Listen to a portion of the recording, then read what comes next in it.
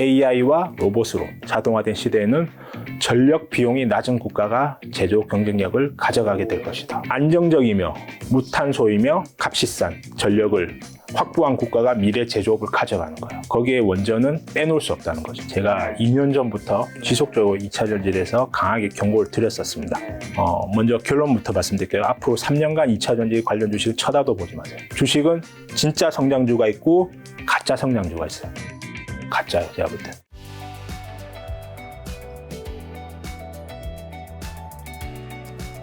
자, 대표님 2024년 9월에 김작가TV에 첫 출연한 이후에 지금 약 9개월 지나서 이제 2025년 5월인데 그 당시에 사실 주식 한 개였나요? 두 개였나? 보통주랑 우선주였는지 모르겠는데 그 정확하게 말씀해 주시는데 그 당시에는 이미 그 전에 이미 전재산 38억을 투자했었고 김작가TV 나왔을 때가 살짝 좀 떨어졌을 때였는데 지금 그건 9개월 정도 지났는데 어떻게 되었는지 지금 복장 거의 비슷하세요.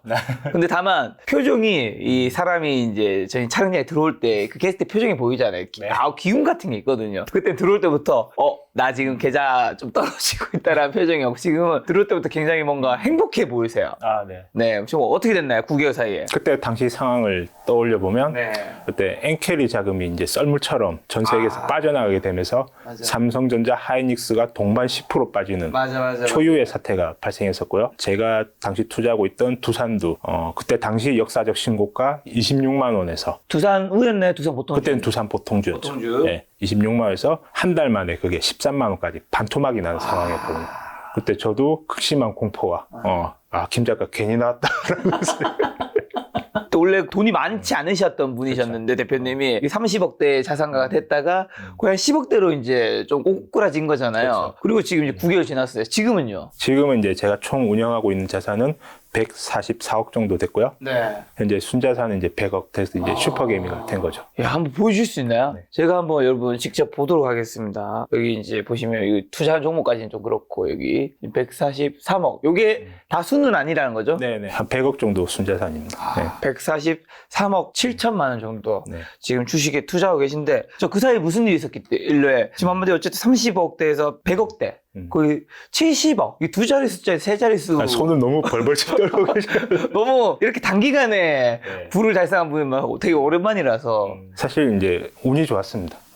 제가 아무리 제가 뭐 잘나고 똑똑한 척을 해도 사실 이게 운때가 맞지 않으면 이게 발생할 수 없는 일이었고요. 그거는 맞죠. 네, 운칠기삼이라고 하는데 특히 주식을 하다 보면 막 운이 거의 8, 9는 되는 것 같아요. 근데 그렇다고 기, 1, 2가 중요하냐 중요하지 않냐 중요하죠. 기가 있어야지 그 기회를 잡을 수 있는 거죠. 네, 제가 그때도 나와서 말씀드렸던 이 폭락한 상황에서도 저는 두산우에 집중 투자를 하고 있고 그 이유에 대해서는 제가 올해 하반기부터 엔비디아 블랙웰에 두산전자가 생산하는 CCL 동박적층판이 납품이 될 것이다. 그럼 나는 그때부터 이 기업의 실적은 증가할 것이다. 나는 그걸 믿고 기다리겠다. 실제로 어떻게 됐나요?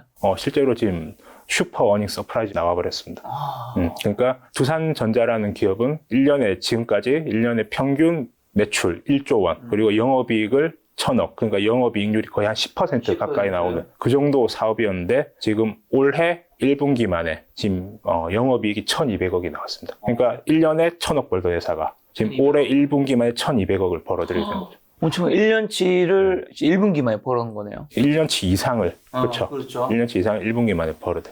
슈퍼 어닝 서프라이즈가 나오게 된. 그래서 이제 두산이 최근에 이제 25만 원까지 또 폭락을 했다가 오늘 한 32만 원까지 또 올라온 상황이고요. 두산전자가 상장이 되어 있지 않죠? 네, 두산 이제 지주 안에 비즈니스 그룹으로 분류가 되어 있는 자체 사업인 거죠. 그러니까 삼성전자를 볼 때 삼성전자 안에 반도체 사업부가 있고 전자 사업부가 있고요. 그 안에 이제 가전제품, 그렇죠? 휴대폰 사업부 있듯이. 그러니까 두산 지주 안에 사업부로서 두산전자가 존재하는 거죠. 저 근데 그러면 그 당시에 두산과 두산우에 투자했어서 지금 100억대까지 왔는데 그 주식들을 팔았는지 팔고 다른 주식을 지금 가지고 계신지 아니면 계속 보유하고 계신지. 현재는 이제 종목을 한 4개 종목에 집중을 하고 있습니다.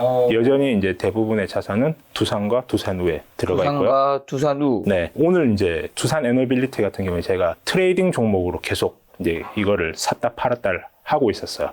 그 이유는 이제 원전의 장기 성장에 대해서 이제 많은 분들이 이제 인지하게 됐지만 문제는 이걸 정치적으로 이용하는 사람들이 너무 많다는 거죠. 원전에 대해서. 그렇기 때문에 최근에도 우리나라에서도 보시면 12월에 이제 계엄 사태가 있었죠. 네. 그러니까 이제 바로 이제 상대적으로 이제 진보 정권에서 이제 정권을 잡을 것이다라는 또 이야기가 나오면서 주가가 그때 두산에너비티 2만 원까지 폭락을 했었습니다. 그런 상황이 나오면 전 두산에너비티를 집중 매수합니다. 그 이유는 오늘 아침에도 제가 김 작가 이제 출발하기 전에 네, 오늘 날짜는 네. 5월 7일 수요일입니다. 지금 저희 촬영 시간 11시 37분이고요. 두산에너비티가 오늘 아침에 마이너스 14%까지 폭락했었습니다. 지금 현재 마이너스 3% 수준이니까 거의 저점 대비 10% 이상 지금 상승한 상황이죠. 저는 오늘 폭락한 상황에서 14억 정도를 매수를 했습니다.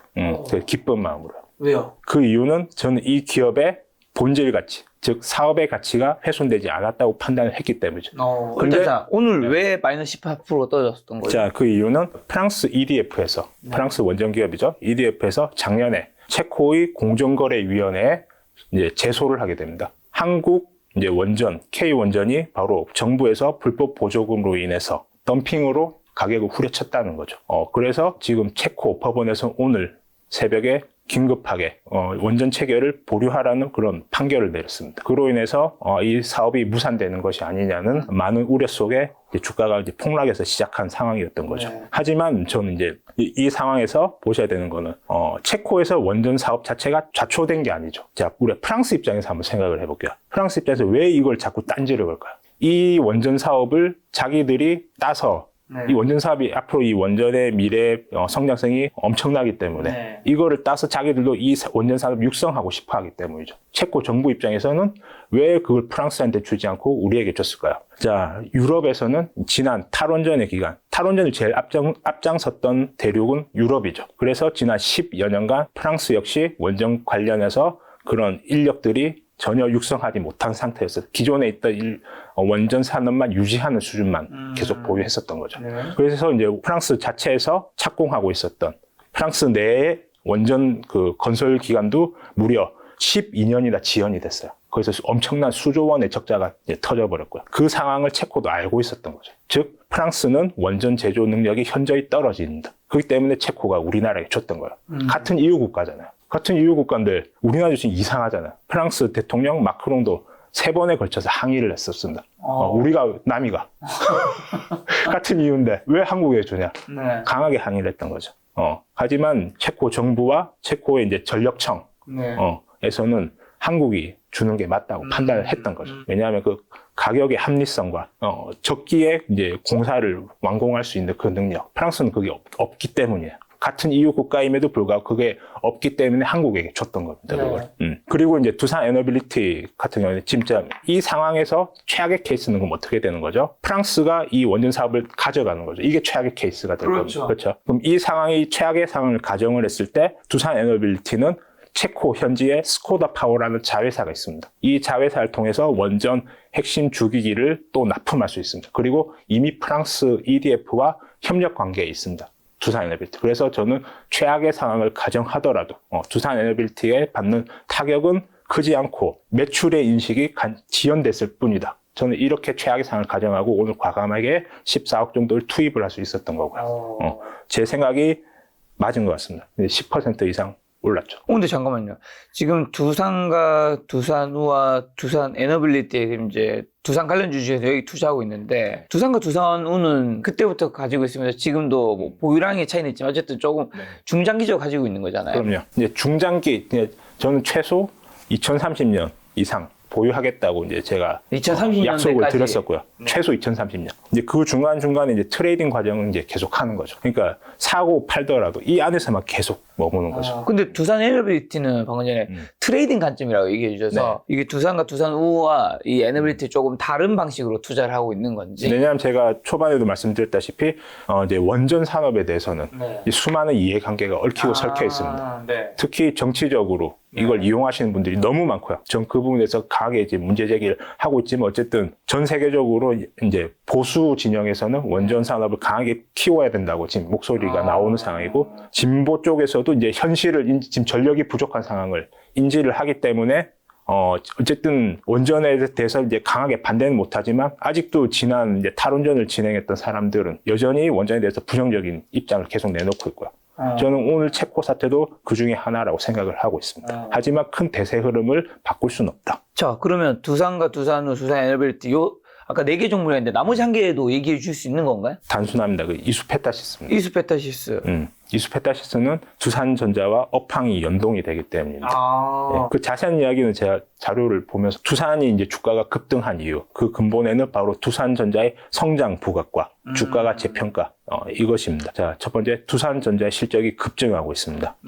두산전자는 이제 과거 데이터를 보면 지난 과거 동안 약 매출이 1조 원, 그리고 영업이익률은 약 이렇게 한 12%에서 뭐 경기가 안 좋을 때는 이렇게 4%, 5%까지 내려오기도 하고 대략 한 10% 정도 생각하시면 매출 1조에 영업이익을 한 1,000억 정도 내는 그런 회사였어요.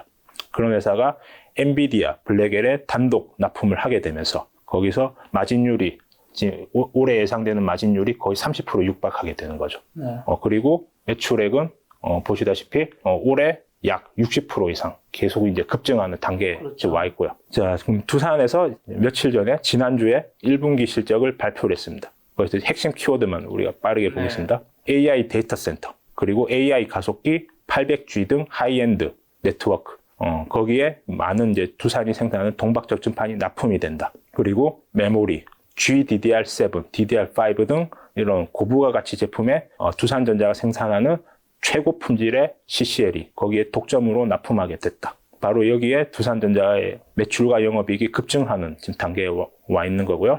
이 매출을 보시면 작년 1분기에 비해서 올해 1분기가 거의 2배 가까운 성장을 보여주었습니다. 이걸 알고 외국인과 기관은 두산에 집중 매수를 했던 겁니다.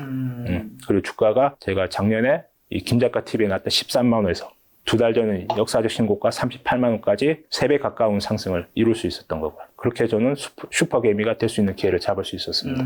그러면 이제 여기 이거와 두산전자와 업황이 이제 연동되는 회사가 있습니다. 네. 그게 바로 이수페타시스입니다. 이수페타시스는 두산전자로부터 이제 CCL, 동박적증판을 사와서 여기서 AI 데이터 센터용 MLB, 쉽게 말씀드리면 이제 고다층 회로 기판, 고다층 기판을 이제 만드는 그런 업력을 가진 회사입니다. 그래서 쉽게 말씀드리면 이제 아파트를 쌓는 기술이라고 생각하시면 돼요. 얼마나 아파트를 높게 잘 이제 만들 수 있냐. 그게 이제 건설회사의 시공 능력이지 않습니까? PCB도 똑같습니다. PCB도 고단화, 이 기술을 보유한 회사가 전 세계에 대략 한 3개 정도로 꼽고 있는데요. 그 중에 이수페타시스가 한 2, 3위를 다투고 있습니다. 그 정도로 훌륭한 이제 MLB 제조 능력을 갖춘 회사이고요. 즉 두산전자로부터 이 소재인 CCL을 사와서 이 MLB를 만들어서 이제 납품을 하고 있습니다. 근데 여기서 보셔야 될 게, 자, 두산이 영업이익률 10% 나오던 회사가 왜 갑자기 30% 이렇게 폭발적으로 이익이 늘어날 수 있었을까요? 그건 이제 엔비디아 입장에서 생각을 해보셔야 되는 겁니다. 애플이 요즘 주가가 지금 계속 빠지고 있죠. 그 이유는 무엇인가요? 아이폰의 생산은 대부분 중국에서 이루어지고 있죠. 근데 트럼프는 중국의 관세를 좀 때려봐요. 그렇죠? 그럼 애플은 어떻게 해야 되죠? 중국에 있는 제조 시설을 옮겨야 되죠. 네. 그래서 이제 중국에서 인도로 지금 옮기겠다고 애플은 발표를 했습니다. 그럼 왜 이런 일이 지금 생겼을까요? 왜 옮기라고 미국 정부는 강하게 압박을 할까요? 그건 단순합니다. 애플이 아이폰을 중국에서 제조하게 되면 아이폰 생산에 관련된 소부장 기업들이 중국 내에서 육성하게 되는 거죠. 그럼 퀄리티가 걔네들이 기술이 굉장히 좋아지게 돼요. 그걸 바탕으로 화웨이, 샤오미 이런 이제 중국의 테크 기업들이 성장하게 되는 거예요. 이제 그걸 알기 때문에 미국 정부는 미국의 빅테크들에 강하게 압박을 넣고 있는 거예요. 빨리 중국을 탈출하라고. 이제 말을 안 들으니까 이제 관세를 막 때리는 거예요. 지금 그런 상황이라는 거죠. 최근에도 이제 중국에 이제 AI 칩을 주지 않기 위해서 엔비디아에 강하게 압박을 넣었죠.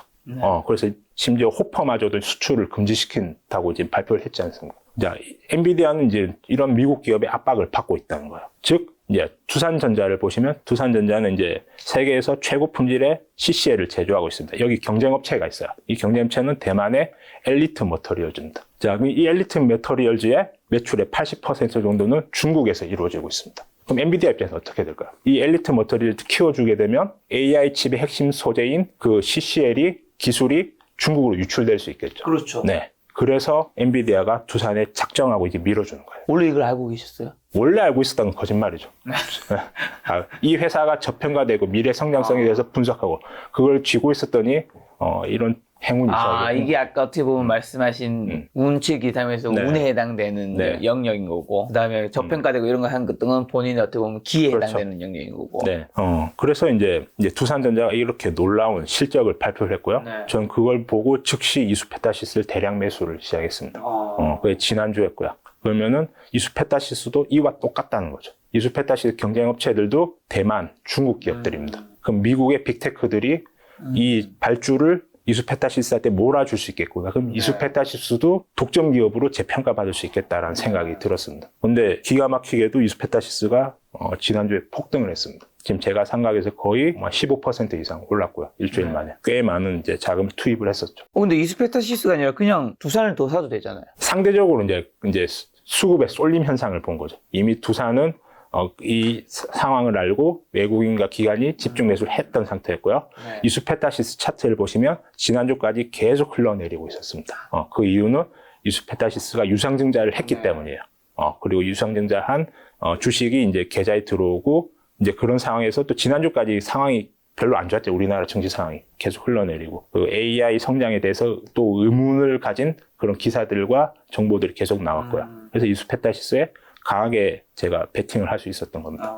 지금 그러면 투자군 종목 4개 정도? 네네. 이수페타시스, 두산과 두산우와 두산 에너빌리티. 그러니까 지금 이제 제가 볼 때는 상황이 이제 또 괜찮았어요. 트럼프의 입에 의한 그런 공포와 급락장세에서 벗어나서 지금 또 시장 상황은 또 괜찮아진 것 같아요. 이런 상황에서는 저는 한 3개에서 4개 정도 계속 트레이딩 전략을 이제 쓰고 있습니다. 지금 여기도 나오는데 이제 성장하는 독점 기업과 함께라서 이제 두산이 있는데 어쨌든 두산우, 두산에너빌리티 다 두산 관련주잖아요. 네. 말씀하신 저평가 관련주, 관련주 찾다가 이런 게 두산도 찾으셨을 텐데 왜 수많은 관련 종목 중에서 두산 관련주만 그래도 꼭 두산에만 있지 않을 수 있어요. 네. 예를 들면 방산에 그렇죠. 하나에어스페이스, 하나그룹일 수도 있을 거 다양하게 있을 텐데 왜 이렇게 두산에 집중 투자하게 되셨나요? 저 먼저 그럼 제 투자 원칙을 먼저 말씀드릴게요. 좋아요.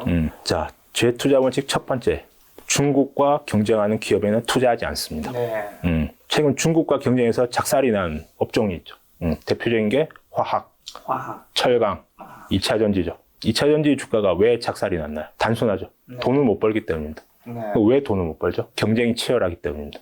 실제 필요한 수요 이상으로 공급이 지금 과다하다는 거죠.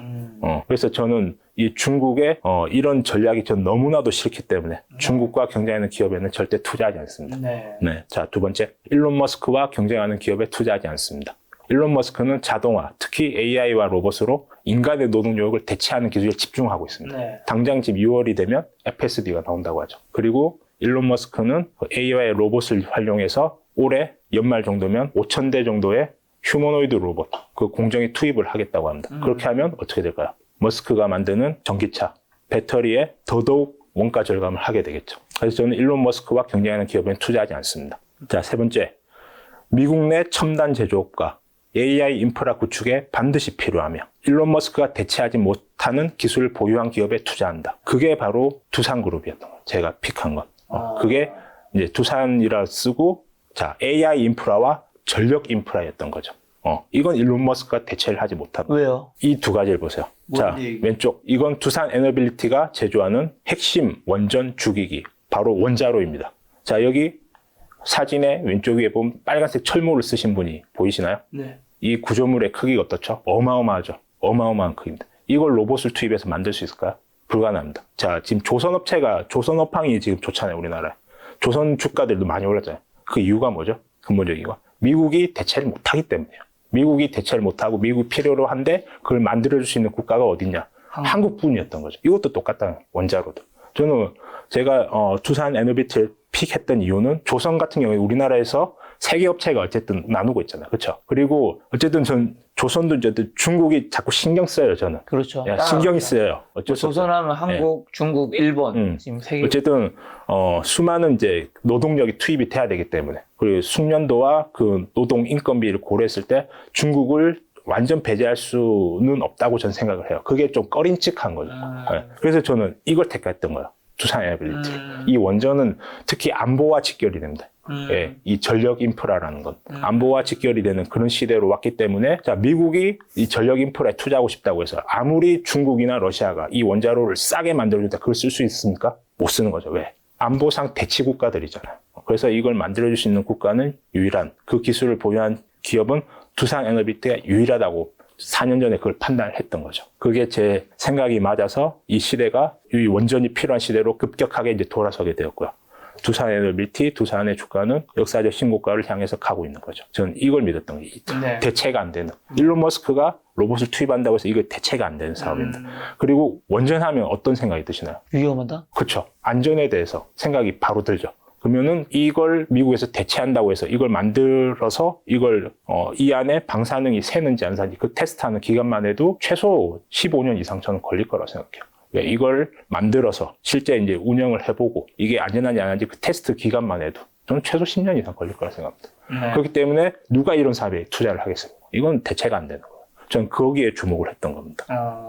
그리고 이제 두산전자도 마찬가지죠. 두산전자에서 말하길 이게 없으면 세상이 안 돌아간다고 말하고 있습니다. 두산전자. 네. 그게 우리가 쓰는 이 핸드폰 안에도 이 CCL이 들어가고요. 모든 전자제품에는 CCL이 들어가고 있습니다. 그중에서 가장 고품질의 CCL을 두산전자가 만들기 때문에 거기서 엔비디아 픽을 받은 거고요. 앞으로 전기차 시대 그리고 로봇 시대가 될수록 그 안에 CCL은 무지막지하게 계속 늘어나게 될 겁니다. 네. 근데 두산전자는 잘 하고 있는 기업이지만 사실 일반 대중들은 두산의 전자라는 이름이 있는지도 모르는 분도 많을 거란 말이죠. 네. 그렇지 않을까요? 맞습니다. 근데 어떻게 그걸 찾으셨어요? 이제 그걸 이제 찾았으니까 제가 슈퍼게임이 된 거죠. 대중이 모르고 지금도 이제 간단합니다. 주식 투자하는 사람들한테 물어보세요. 모든 사람이 엔비디아, 테슬라는 다 알고 있을 거예요. 그렇죠? 다 알죠. 주식 투자하는 사람은. 근데 두산전자를 물어보면 아는 사람이 있을까요? 모르는 사람, 왜냐면 일단 상장이 안 돼 있으니까. 그렇죠. 최근에서야 좀 알려지기 시작한 게 사실 제 방송 때문에 좀 이제 많이 알려지기 시작했어요. 두산전자의 존재에 대해서. 제가 두산전자를 발굴할 수 있었던 건 사실 약 10여 년 전에 제가 이명박 정부 때 그때 제가 우연찮게 두산을 투자했었어요. 그때 아랍에미리트의 원전 수주가 되면서 이제 두산이 그때 당시 상한가 15%였거든요. 그때 이제 그런 짜릿한 경험이 있었고요. 근데 대학생 때였습니다. 네, 그래서 두산은 항상 제가 관심 있게 지켜보던 회사였어요. 근데 그게 마켓에 대한 이제 금융, 이제 이자 부담이 너무 강해져. 특히 두산건설 부도, 두산건설의 이제 유동성 위기, 그리고 탈원전이라는 이제 정책적 실패. 이 때문에 삼중고가 이제 겪으면서 두산이 이제 부실 기업으로 낙인 찍히게 됐던 거죠. 거기서 아무도 이제 두산에 대해서는 관심도 없었고요. 그때 주식 방송을 보면 전문가분이 나와서 앞에 이제 두산 들어간 걸 쳐다도 보지 말라고 하시더라고요. 그래서 두산의 차트를 보시면 2008년, 9년 때 고점을 찍고 거의 내리 한 14년간을 계속 우하향했어요. 10몇 년 동안 이제 주가가 계속 하락하면 아무도 이걸 관심이 안 가지게 되는 거죠. 모두가 이걸 쓰레기 취급했다는 거죠. 나의 투자 원칙 세 가지가 중국과 경쟁하는 기업에 투자하지 않는다. 일론 머스크가 경쟁하는 특히 미국과 경쟁하는 기업에 투자하지 않는다. 그 다음에 머스크가 대체하지 못한 기술 보유한 기업에 투자한다. 두산국이 이해한다. 하나 HD 현대 요것도 그렇죠. 그런 대체하지 못하는 거라는 건가요? 그렇죠. 이제 조선이 있죠. 조선. 한화그룹, HD 현대, 중공업그룹. 네. 조선이 있죠. 그러면 지금 말씀하신 뉘앙스는 지금 방산과 조선에도 투자할 생각이 있다? 로 받아들이면 되는 건가? 아니면? 근데 상대적인 이제 매력도를 따져봐야 돼요. 저는 여전히 작년에도 이제 김 작가 TV에서 나와서 말씀드렸던 게 독점이었어요. 독점력. 그렇죠. 예. 제가 가장 중요하게 보는 건 독점. 그때 제가 코카콜라 얘기도 드렸었어요. 어떻게 워런 버핏 할아버지는 저 코카콜라라는 기업을 거의 반평생 동안 보유할 수 있었는가? 그 이유는 단순합니다. 독점력이었어요. 전 세계에 코카콜라가 퍼지고 있다. 그걸 믿으셨던 거죠. 그런데 중간에 무슨 얼마나 많은 사건 사고가 있었습니까? 그렇죠. 네, 뭐 금리가 어떻고, 뭐 전쟁이 어떻고 그런 거 워런 버핏 할아버지가 그런 거 생각하셨으면 과연 지금까지 가지고 올 수 있었을까요? 아니란 거예요. 이게 본질같이 독점력인 거죠. 이게 우리나라가 주식 투자가 어려운 이유, 바로 이런 독점력을 가진 기업이 없었기 때문이에요. 근데 이게 시대의 변화, 에너지 대전환이라는 시대의 흐름, 그 미래 혁신으로 인해서 갑자기 우리나라에 그런 기업들이 생긴 거예요. 저는 그래서 이제 두산에 주목을 했던 거고요. 이게 그때의 선택이 제 인생을 바꿔줬습니다. 원래 작년만 해도 30억대 자산가이셨다가 이제 불과 1년 만에 100억대 자산가가 되셔서 와서 이렇게 얘기해 주시니까 뭔가 이 메신저와 메시지라는 게 있는데. 좀 아우라가 좀 달라요. 달라요. 왜냐하면 너무 단기간에 부가 크게 늘어나서 네. 또 저는 그걸 직접 그때 비포와 지금 애프터를 본 사람으로서 귀가 굉장히 솔깃해지는데 제 방송 이후로 계속 주가 보셨나요? 당연히 보죠. 왜냐면 이렇게 강하게 어떤 종목을 네. 본인이 투자하면서 얘기하시는 분이 그렇게 많지는 않거든요. 그렇죠. 대부분은 오를 수도 있고 또 못 떨어질 수도 이런 얘기 같이 좀 네. 섞어서 얘기하죠. 뭐 그게 사실 뭐 안전한 얘기이기도 하고. 맞습니다. 자, 근데 그러면 이제 원전 관련주 중에 하나로 두산 에너빌리티에 투자한 거잖아요. 네. 우리나라 원전 관련주가 두산밖에 없나요? 그렇게 따지면? 뭐 많이들 말씀하신 게 BHI도 있고요. 네. 다른 뭐 종목인데 다른 건 저 솔직히 관심이 없어요. 왜 두산 에너빌리티인 거예요? 이제 SMR을 보기 때문에 SMR. 이 차세대 원전 기술인 SMR 네. 단계로 넘어갔을 때 전 두산 에너빌리티가 보유한 이 원자로 아까 보셨어요. 그 거대한 원자로 네. SMR은 쉽게 말씀드리면 이걸 20분의 1 크기로 줄인 거예요. 그거에 대한 핵심 제조 능력은 두산 에너빌리티가 가지고 있거든요. 그 SMR 시대가 넘어갔을 때 그때도 이제 거의 독점적인 기술을 보유한 네. 기업은 제가 볼 땐 두산 에너빌리티라는 거죠. 그래서 굳이 다른데 한눈 뭐 팔 이유는 없고요. 여기에 하나에만 오롯이 내가 집중을 해도 충분히 저는 수익을 많이, 또 시총이 크잖아요. 이게 뭐 몇십억씩 사도 뭐 크게 뭐 문제가 없죠. 자, 지금 나오는 또 장은 뭐 어떤 얘기인가요? 말씀드렸던 두산의 영업이익을 바탕으로 한 제가 이제 저만의 목표 주가가 있을 거 아닙니까? 네. 자, 지금 두산의 현재 상황에 대해서 말씀드리겠습니다. 두산은 이제 적극적 주주 환원을 개시하겠다고 발표를 했습니다. 자사주 33만 주를 27년까지 전량 소각을 할 거고요. 이제 내년부터는 배당을 확대할 겁니다. 원래 두산이 고배당 주식이었어요.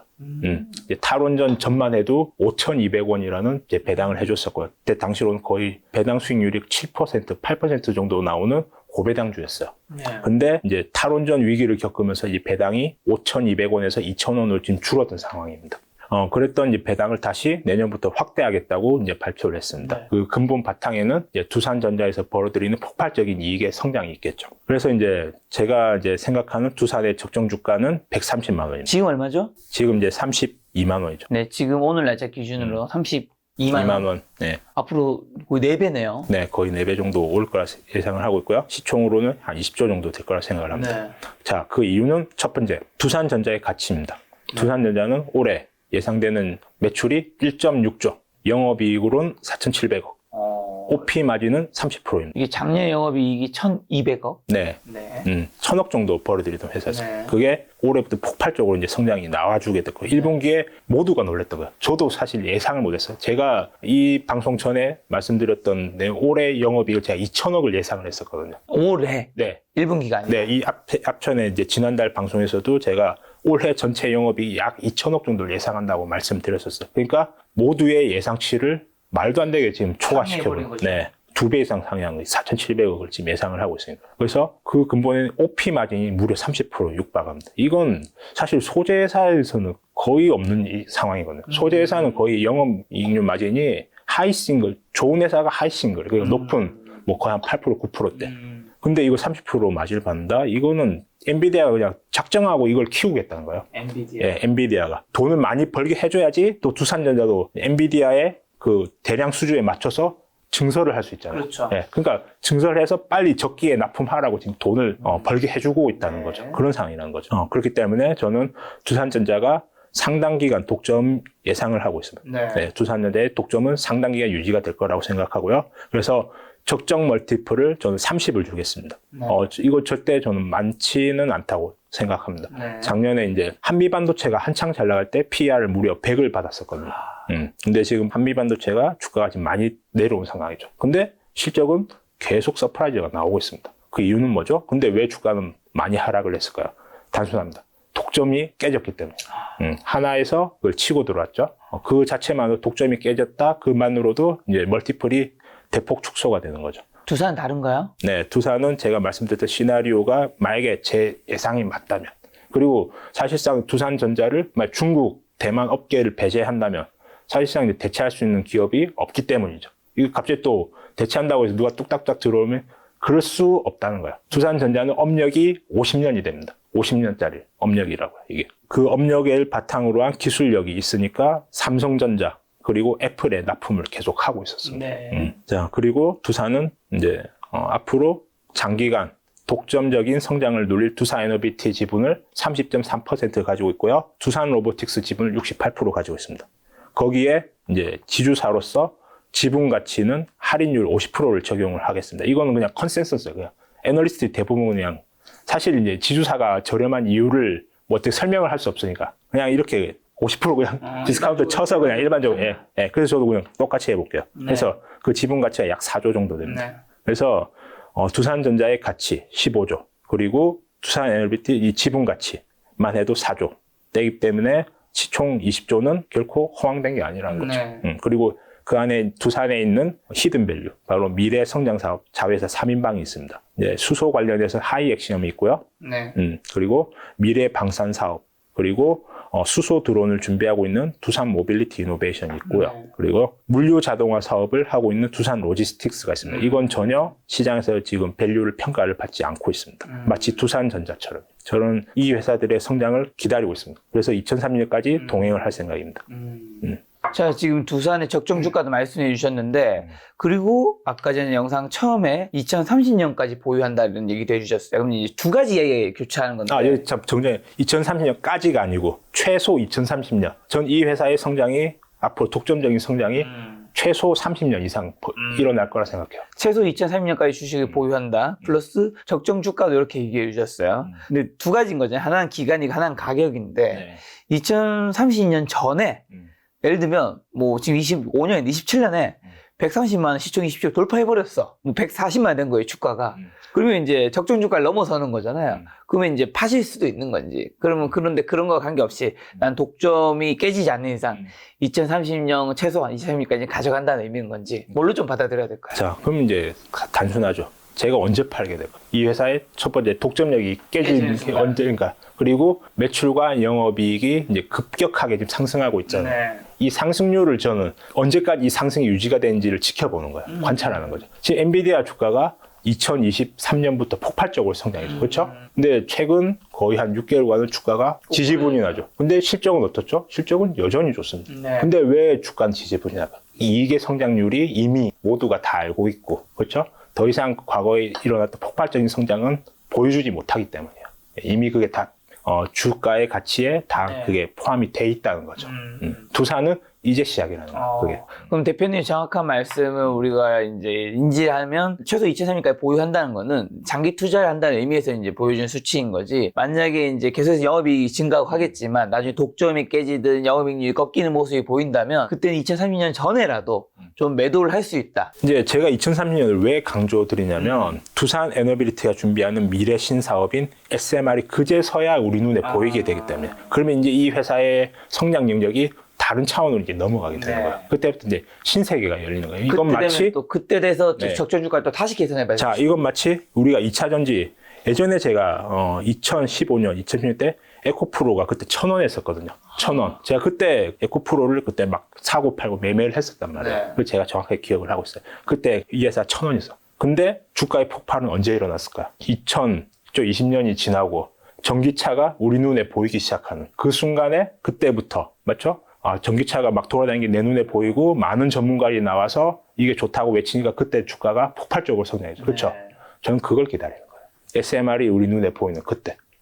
그때서야 또 수많은 전문가들이 나와서 이야기를 하겠죠. 그때 대중은 그때 또 달려들게 될 겁니다. 저는 그걸 기다려요. 이 대표님 말씀드린 거 뭔가 사고 싶다라는 그 욕망이 펌프시 막 되고 있는데 여러분 투자의 책임은 개인의 몫이라는 거 절대 잊지 마시고 너무 가감한 투자는 하면 안 된다는 얘기 꼭 드리고 싶고 여기서 근데 그 질문 드려야겠네요. 원래는 30억 자산가에서 이제는 대출을 포함해서 143억 대출 빼고 순으로는 한 100억 정도라고 말씀해 주셨잖아요. 그러면 이제 원래 돈이 있던 분은 아니셨잖아요. 제가 뭐 깡통 2번이나 쳤었고요. 그러면 예를 들면 일반적인 상식선에서는 보통 이제 사람이 우리나라에서 상위 1%의 그 부자라고 한다면 한 30억 정도거든요. 순으로 했을 때. 30억 정도를 내가 현금을 좀 보유하든 아니면 뭐 안전한 배당 투자를 하든 아니면 그 아파트를 좀 좋은 걸 서울에 다 넣고 나머지 70억을 해도 내가 이전에 투자한 금액보다 훨씬 큰 금액이잖아요. 이거는 이제 어떻게 보면 이제 조금 내 자산이 늘어나면서 분산 투자를 하면서 한쪽에는 안전자산 나머지 근데 큰 비중은 여전히 난 가감한 투자를 하는 거잖아요. 그런 선택을 혹시 할 계획이 있으신지, 아니면 안 하고 있다면 왜 안 하시고 계신지. 가족들도, 주변 지인들도 이제 그런 비슷한 얘기 좀 할 것 같아서요. 걱정되는 많이 하시죠. 지금도 어머님은 이제 아파트 사라고 얘기하시죠. 저는 자산이 이렇게 많지만 부동산이 하나도 없고요. 네. 지금도 월세 살고 있습니다. 이상하죠. 네. 일반인이 볼 때는 되게 이상하게 볼 거예요. 제가 자산이 한 20억, 30억 사이가 됐을 때 제 친구가 이제 이런 이야기를 하더라고요. 돈이 이 정도 있으면 이제 주식 투자 그만해도 되지 않냐? 너 왜 머리 아프게 이렇게 주식 투자를 하냐? 이제 좀 편하게 해도 살아도 되지 않냐? 이 이야기를 하더라고요. 저는 그 얘기를 듣고 한번 생각을 해봤습니다. 이 친구가 그 이야기를 하는 이유는 사실 목적은 우리 삶의 목적이 돈이라는 거야. 돈이 있으면 주식 투자는 그 돈을 달성하기 위한 수단이라고 얘기하는 거죠. 그렇죠? 그렇죠. 그 목적을 달성해도 이제 그만해도 되지 않냐. 주식이 네. 뭐 수단이지 목적이기 좀 애매하니까. 네, 저는 지금도 제가 계좌를 보여드렸으니까 아시다시피 저는 제 재산을 오롯이 주식 투자에 지금 하고 있죠. 네. 그 이유는 저는 이미 계좌 평가액이 주는 거기에 저는 마음이 연연하지 않게 됐어요. 저는 제가 하고 있는 거는 저는 주식 본질 찾기 게임을 하고 있는 겁니다. 저는 그냥 10억만 있으면 잘 살 수 있어요. 제가 뭐 떼돈을 벌었다고 해서 뭐 슈퍼카를 타지도 않고요. 지금도 뭐 작년에 산 2천만 원짜리 중고차를 지금도 타고 있고요. 무슨 차 타시죠? 이제? 넥소 타고 있습니다. 또 우리 두산이 또 수소 사업 하지 않습니까? 그래서 제가 수소차를 또 한번 타고 인프라도 한번 경험해보고 그 기술도 체험을 해야 되죠. 물론 이제 차는 이제 앞으로 큰 차로 바꿀 예정이고요. 이미 제가 이제 2번의 깡통을 이제 경험을 하고 그걸 극복하는 과정에서 수많은 이제 제 자신과의 내면과의 깨달음. 이제 제가 하고 있는 건 즉 본질 찾기 게임을 하는 거예요. 본질 찾기 게임을 저는 잘 하고 즐겁게 하니까 이 돈이 따라온 거죠. 제가 돈을 목표로 했으면 제가 여기까지 올 수 있었을까요? 제가 작년에 김 작가 나왔을 때 제가 한 달 만에 20억이 녹았다고 그 얘기를 드렸었어요. 맞아. 그거 여러분 버틸 수, 그게 돈이 제가 현실의 돈이라고 생각나요. 한 달에 20억이 녹아내리면 여러분 버틸 수 있나요? 못 버티죠. 그렇죠. 어떻게 보면 한 직장인이 평생 직장에서 받을 수 있는 돈이 금액이죠. 20억이라는 돈은. 근데 저는 이 계좌 평가액에 연연하지 않도록 계속 제 자신을 훈련을 한 거예요. 그냥 이건 일종의 그냥 게임머니, 사이버머니 저는 보는 거죠. 저는 그냥 이 주식 투자라는 본질 찾기 게임, 적정 주가 맞추기 게임을 잘할 뿐이에요. 그걸 잘하니까 돈이 따라온 거예요, 그냥. 그게 재밌으신 건가요? 네. 그리고 지금도 즐겁게, 부동산 투자 저는 왜 하는지 모르겠어요. 즐겁게 그냥, 저는. 제가 잘하는 이 게임에 집중하는 거예요. 그래서 돈은 그냥 게임머니가 계속 쌓이고 있는 거죠. 일종의. 제 자신을 이렇게 훈련을 시킨 거죠. 어떻게 보면 남들은 저 같은 일반 사람들은 조금이라도 이제 좀 안정적인 부동산을 사놓는 게 안전자산이고 안전투자 생각하는데 대표님한테는 이 주식이 안전자산 같은 거를 보면 돼요. 자, 그 관점에도 말씀드릴게요. 방금 안전자산이라고 하시잖아요. 네. 자, 우리가 주식을 보면 주가의 변동을 보면 두산만 해도 매년 반토막이 난다고요. 예. 차트를 보시면 아시겠지만 매년 반토막이 났어요. 최근에도 38만 원까지 갔다가 25만 원까지 약 35% 정도 폭락을 했었어요. 이걸 보고 있으면 어떻죠? 위험자산. 네, 위험하다 생각하죠. 그렇죠. 근데 이 회사의 내재 가치, 즉 이 사업의 가치는 어떻죠? 이게 우리 눈에 보이나요? 안 보이죠. 안 보이죠. 우리 눈에 보이는 건 뭐예요? 주가의 변동이죠. 그렇죠. 네. 주가가 많이 올랐다가 많이 떨어지면 사람들은 이걸 안전하지 않다고 생각해요. 이 주가의 변동에 집중하기 때문에, 눈에 보이는 거에 따라가기 때문이죠. 제가 보는 건 뭐죠? 이 사업의 내재 가치예요. 이 기업의 내재 가치, 이 사업의 가치를. 그건 눈에 보이지 않아요, 우리는. 전 그걸 믿는 거예요. 그러면 내가 기다리면 언젠가는 이 내재 가치에 이 주가가 수렴한다. 그걸 믿는 거죠. 네, 지금 상황에서 제가 믿는 거는 혁신 기술이에요. 미래를 바꾸는 혁신 기술. 전 이게 안전하다고 생각하는 거예요. 네, 이게 안전한 거. 부동산에 대해서 얘기를 했잖아요. 왜 우리가 부동산에 대해서 안전하다고 생각하죠? 불패 신화 같은 것도 있었습니다. 네, 그건 단순해요. 김 작가님이 태어나서 지금까지 쭉 우리는 부동산이 계속 오른 것만 계속 봤던 거죠. 그렇죠. 네. 그러니까 이게 안전하다고 생각을 하는 거예요. 지금 우리가 사는 시대는 근데 지금 이제 앞으로 이제 이 시대가 이제 변하는 전 변곡점에 와 있다고 생각합니다. 첫 번째, 우리나라 부동산이 장기간 성장할 수 있던 이유 단순합니다. 인구가 먼저 늘었고요. 그리고 GDP가 계속 올랐죠. 어쨌든 그 중간중간에 부침은 컸었죠. IMF도 있었고, 그렇죠? 글로벌 금융위기도 있었고, 부침이 있었지만 인구와 GDP가 어쨌든 계속 늘었단 거예요. 근데 앞으로 우리나라 상황은 어떻죠? 인구는 줄어들게 되고, 네. 그리고 지금 우리나라 첨단 제조업이 어디로 가고 있나요? 미국으로 가잖아요, 지금. 현대차가 32조라는 거금을 미국에 투자한다고 해요. 자, 우리는 지금까지 제 젊은 시절 제 대학생 때도 굉장히 유행했던 게 해외 유학이었어요. 어학연수. 왜 그렇게 해야 되죠? 우리는 글로벌 인재가 돼야 돼서. 왜? 그렇죠. 한국이라는 내수 시장이 좁기 때문에. 네. 반드시 저렴한 인건비를 찾아서, 그렇죠? 네. 중국도 가야 되고 베트남도 가야 되고. 우리는 어쨌든 이 상품을 팔아야 되기 때문에. 그게 우리나라의 숙명이었던 거예요. 그래서 우리는 글로벌 인재로 성장해서 이렇게 글로벌 인재로 이제 성장해서 우리 국가 경제에 뭐 이바지해야 될 그런 이제 생각들이 많았던 거죠. 이제 그 시대는 WTO 체제 안에서 계속 관세가 낮아졌어요. 그렇죠? 우리 초등학생 때 생각을 해보면 우루과이 라운드 이런 게 교과서에 있었어요. 그 기억나시죠? 눈이 번쩍 기억나시죠? 진짜 오랜만에 네. 들어보네. 그게 이제 바로 우리는 하나다. 전 세계는 하나다라는 네. 그런 메시지. 해서 우리는 계속 관세가 계속 철폐가 되고 낮아졌죠. 그게 WTO 체제 안에 들어오면서. 우리는 그런 시대에 살았던 거예요. 근데 지금 어떻죠? 갑자기 듣도 보도 못한 관세라는 게 생겼잖아요. 그렇죠? 시대가 이제 변한 거예요. 네. 이 변곡점이 온 거예요, 지금. 여기에 기회가 있었던 거죠. 그래서 저는 지금까지 우리가 안전하다고 느꼈던 그 자산에 반드시 의문을 제가 뭐 폭락론자, 부동산이 폭락한다는 이야기가 아니에요. 아, 그렇죠. 무슨 말인지 이해했습니다. 그 얘기를 드리는 게 아니에요. 자, 이번에 또 준비한 얘기는 중국 제조 2025. 이 장면부터는 무슨 얘기예요? 지금 우리나라 경기가 어려운 게 지금 느껴지시나요? 네, 요즘 경기 진짜 안 좋다는 거 많이 느껴집니다. 특히 자영업자들, 그리고 우리나라 중소기업, 네. 지금 속절없이 지금 무너지고 있습니다. 그 이유는 무엇인가요? 그 이유는 우리나라 제조 기업들이 중국이 지금 말도 안 되는 원가 경쟁력을 바탕으로 해서 우리나라 제조업을 밀어붙이고 있기 때문입니다. 예, 많은 일자리가 중국에 의해서 지금 없어지고 있고요. 지금 우리나라의 첨단 제조업까지도 지금 중국이 강하게 지금 우리가 도저히 우리나라가 생산하는 원가 이하로 밀어내는데 우리가 어떻게 당해낼 수 있겠습니까? 그 이유는 뭐죠? 그 우리나라 에너지 정책이 실패했기 때문에 그거는. 제가 그 이야기를 좀 말씀드릴게요. 중국 제조 2025. 이건 중국에서 2015년에 이 전략을 세운 거예요. 그러면서 이제 목표는 첨단 제조업을 육성해서 중국이 반도체, 전기차, 바이오에서 강국으로 도약한다.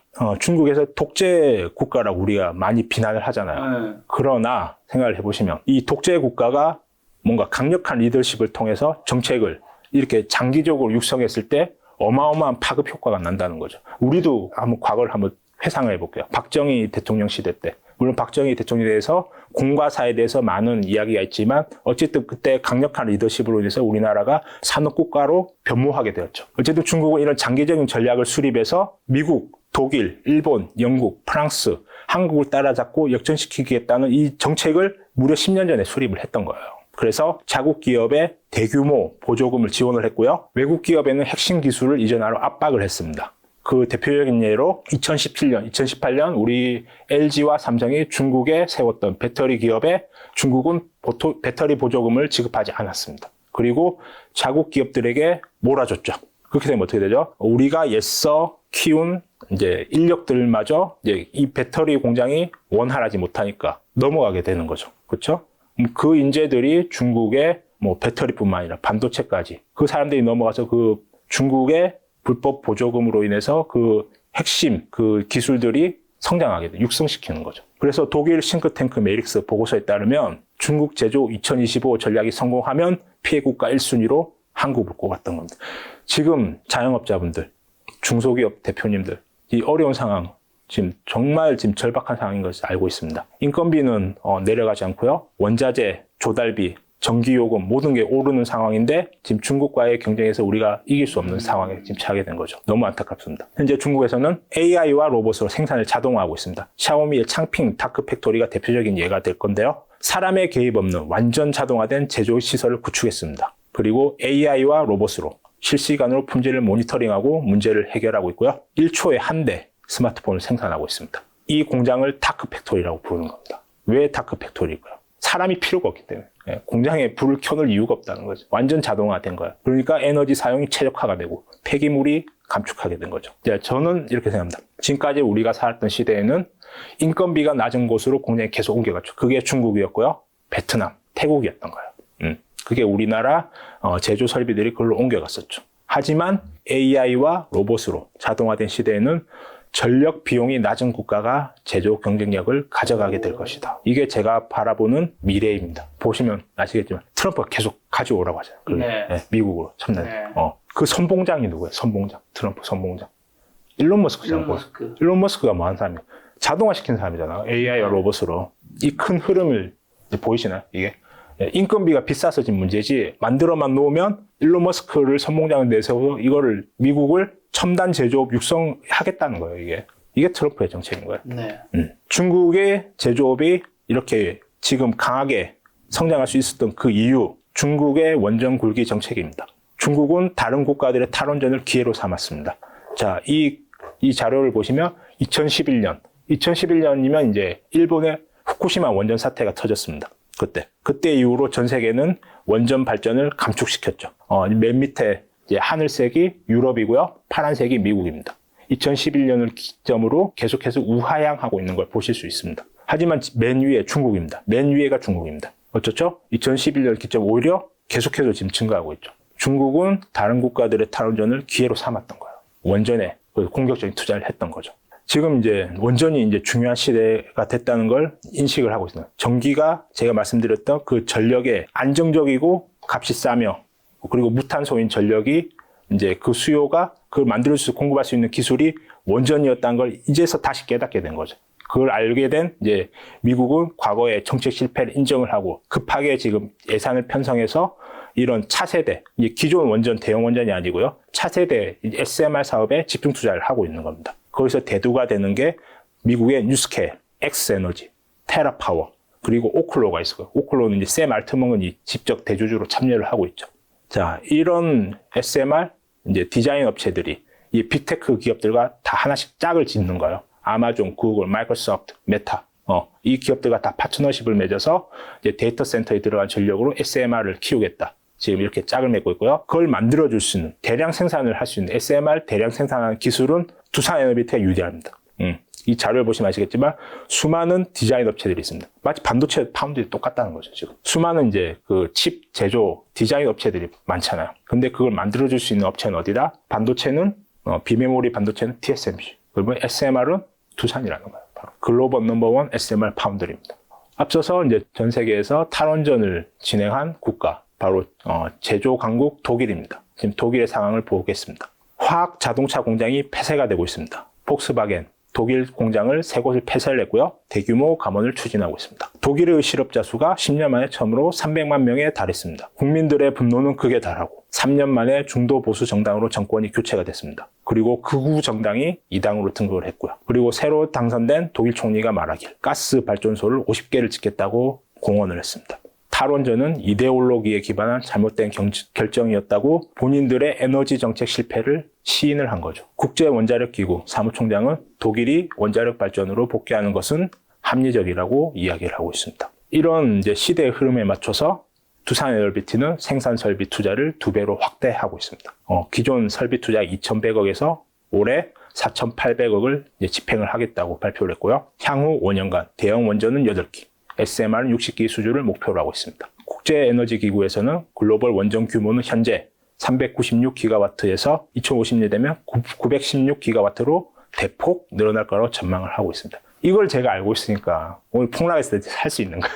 이런 거대 메가 트렌드를 제가 알고 있기 때문에 오늘같이 폭락한 날 기쁜 마음으로 전 잡을 수 있는 거예요. 전 세계에서 전기는 더 필요해지고 원전은 갈 수밖에 없다는 거네요. 네. 그러니까 핵심은 이거예요. 안정적이며 무탄소이며 값이 싼 전력을 확보한 국가가 미래 제조업을 가져가는 거예요. 거기에 원전은 빼놓을 수 없다는 거죠. 자, 일론 머스크의 원전에 대한 발언을 보시겠습니다.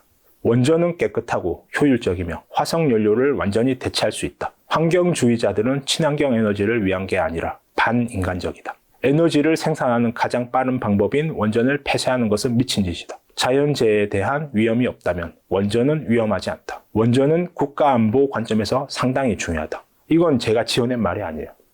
이 뉴스 기사를 검색해 보시면 일론 머스크가 원전에 대해서 이야기했던 발언을 보실 수 있습니다. 특히 이 말이 핵심적인 게 5번입니다. 국가안보. 러시아 우크라이나 전쟁이 터졌죠. 자세히 보시면 러시아는 우크라이나에 있는 자포리자 원전을 점령합니다. 그리고 이 전력에 대한 컨트롤을 움켜쥐게 되죠. 그 이유는 이 전력을 움켜쥐는 순간 상대 적대 국가를 무력화시킬 수 있기 때문입니다. 여기서 자유로울 수 있는 기술이 바로 SMR인 거예요. SMR은 대형 원전을 이제 소형화해서 모듈화했기 때문에 필요한 전력을 즉시 그 땅 밑에 묻어서 즉시 뽑았을 수 있다는 것. 즉, 제가 예상하기에는 미군 부대 밑에 이 SMR이 설치가 되게 될 겁니다. 지금 우리 현대 전쟁을 한번 보시면 미사일 대신에 드론이 날아다니고요. 그리고 현재 살상용 로봇이 이미 개발이 완료가 됐어요. 테스트하는 건 거의 총을 달면은 이 자율주행 기술로 인해서 이 로봇이 총을 가지게 되면 즉시 이제 목표 타겟에 사살할 수도 있습니다. 지금 그 정도 수준까지 올라왔다고요. 그래서 미국이 어떻게든 중국이 AI 산업이 발전하지 않도록 계속 누르는 거야. 어떻게든. 이 차세대 기술을 보유한 국가가 다음 패권을 움켜쥘 수 있기 때문이죠. 이건 제가 2020년도 탈원전에 대한 현업자의 발언을 제가 발췌를 했습니다. 자, 5년 전이죠. 당시 이성배 두산중공업 노조 지회장입니다. 이분이 인터뷰를 했었어요. 자, 기본적으로 우리가 노조 하면 아무래도 좀 진보 정권과 가깝잖아요. 그러니까 이분이 전혀 이제 진보 정권에 대해서 나쁜 말을 할 이유는 없습니다. 근데 이분이 현업자이기 때문에 현업자의 그 심정 그대로를 말씀을 하신 거예요. 자, 보시겠습니다. 7차 전력 수급 기본 계획에 따라 두산중공업은 미리 자재와 설비를 구매했으나 제작 중인 원전 주기기에 대한 대금이 지급되지 않아 부도 위기를 겪게 되었다. 원전 관련 재직자가 7,700명에서 5,000명으로 줄어들었다. 고정비 절감 때문에 신규 채용은 전혀 이루어지지 않았다. 퇴직당한 직원들은 어쩔 수 없이 해외로 이직하게 되었고 특히 중국으로 많이 갔습니다. 네, 러시아, 아랍에미레이트 등. 탁상 공론하는 정치인들이 원전 종사자들을 풍력으로 옮기라고 하는데 전혀 실정을 모르는 사람이다. 태양광 풍력 부품은 사실상 중국에서 거의 모두 수입 중이다. 우리는 조립밖에 안 한다. 풍력이 잘 돌아가 봐야 중국 좋은 일만 시켜주는 꼴이다. 탈원전 기간 원자력학과 입학생이 급감했습니다. 그건 당연하죠. 이제 아들이 만약에 있다고 생각해보세요. 탈원전 한다고 외치고 있는데 아들 원자력학과 입학하는 어느 부모가 그걸 찬성을 하겠습니까? 당연하죠. 그래서 지난 탈원전 기간 5년간 원자력학과에 우수한 인재가 들어가지 못했습니다. 정말 안타깝죠. 그로 인해서 우리나라는 어떤 일을 겪게 되었냐. 한국전력의 심각한 부채 비율 증가입니다. 187%에서 무려 543%로 폭증했습니다. 이게 민간 기업이 있으면 이거는 존재 자체가 안 되는 거예요. 2025년 기준으로 총 부채가 205조가 되었습니다. 2022년 실적을 보시겠습니다. 무려 영업이익이 적자 32조가 나왔습니다. 하이닉스가 올해 예상되는 영업이익이 대략 30조입니다. 하이닉스가 HBM 안 만들어주면 엔비디아가 거의 망할 수도 있습니다. 그 정도로 핵심적인 기술을 가진 하이닉스가 벌어들이는 1년 이익이 30조라고요. 우리는 잘못된 에너지 정책으로 인해서 한국전력은 한 해만 해도 무려 32조라는 적자를 떠안았습니다. 정말 안타깝죠. 물론 이게 100% 탈원전 때문이라고 말할 수는 없습니다. 먼저 러시아, 우크라이나 전쟁이 있었고요. 그로 인해서 모든 원자재가 폭등을 했었죠. 그렇기 때문에 한국전력은 원자재를 조달해서 비싼 원자재를 그대로 조달해서 전력 단가를 높이지 못했죠. 왜죠? 정치인이 압박하잖아요. 정치인들이. 그래서 그걸 다 부채로 떠안은 거죠. 그대로. 정말 안타깝습니다. 자, 그래서 이제 한전은 이제서야 부랴부랴 전기료 인상을 하겠다고 합니다. 이제 그렇게 하니까 어떤 일이 발생했냐? SK, LG화학 등 대기업이 전력을 직접 발전소에서 구매하겠다고 이야기를 하고 있어요. 그게 바로 전력 직접 구매입니다. 이제 한전의 전기가 비싸다는 거죠. 이제. 그러면 이제 한전 입장에서는 어쨌든 부채를 해결해야 하기 때문에 전기요금 인상은 불가피하고요. 결국 전력 직접 구매가 불가능한 중소기업과 자영업자들이 고스란히 그 비싼 전기요금을 다 떠안아야 될 상황이 도래하게 됐죠.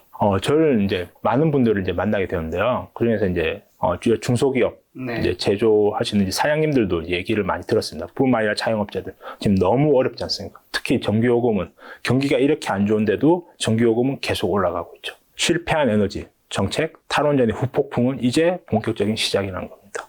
첨단 제조 원가 경쟁력을 상실한 대한민국. 산업용 전기요금을 제가 자료를 찾아서 이 그래프로 이제 만들었습니다. 한국은 1kW당 173원입니다.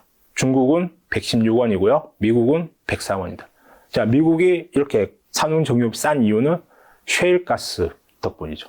미국은 세계에서 최고의 에너지 생산 국가가 됐습니다. 그를 바탕으로 해서 트럼프는 자신 있게 외치는 거죠. 미국으로 첨단 제조 가져오라고. 인건비가 문제지만 로봇과 AI로 자동화를 할 수 있기 때문에 어쨌든 공장만 세워놓으면 미국이 첨단 제조 국가로 도약할 수 있다. 이게 바로 트럼프가 외치는 거예요. 그 근본 바탕에는 이 에너지 가격이 저렴하기 때문이죠. 우리나라는 어떻죠? 자, 중국에 비해서 대략 60% 비쌉니다. 전기요금. 우리나라가 과연 중국과의 경쟁에서 이길 수 있을까요? 정말 안타깝죠. 2차 전지 왜 착산이 났죠?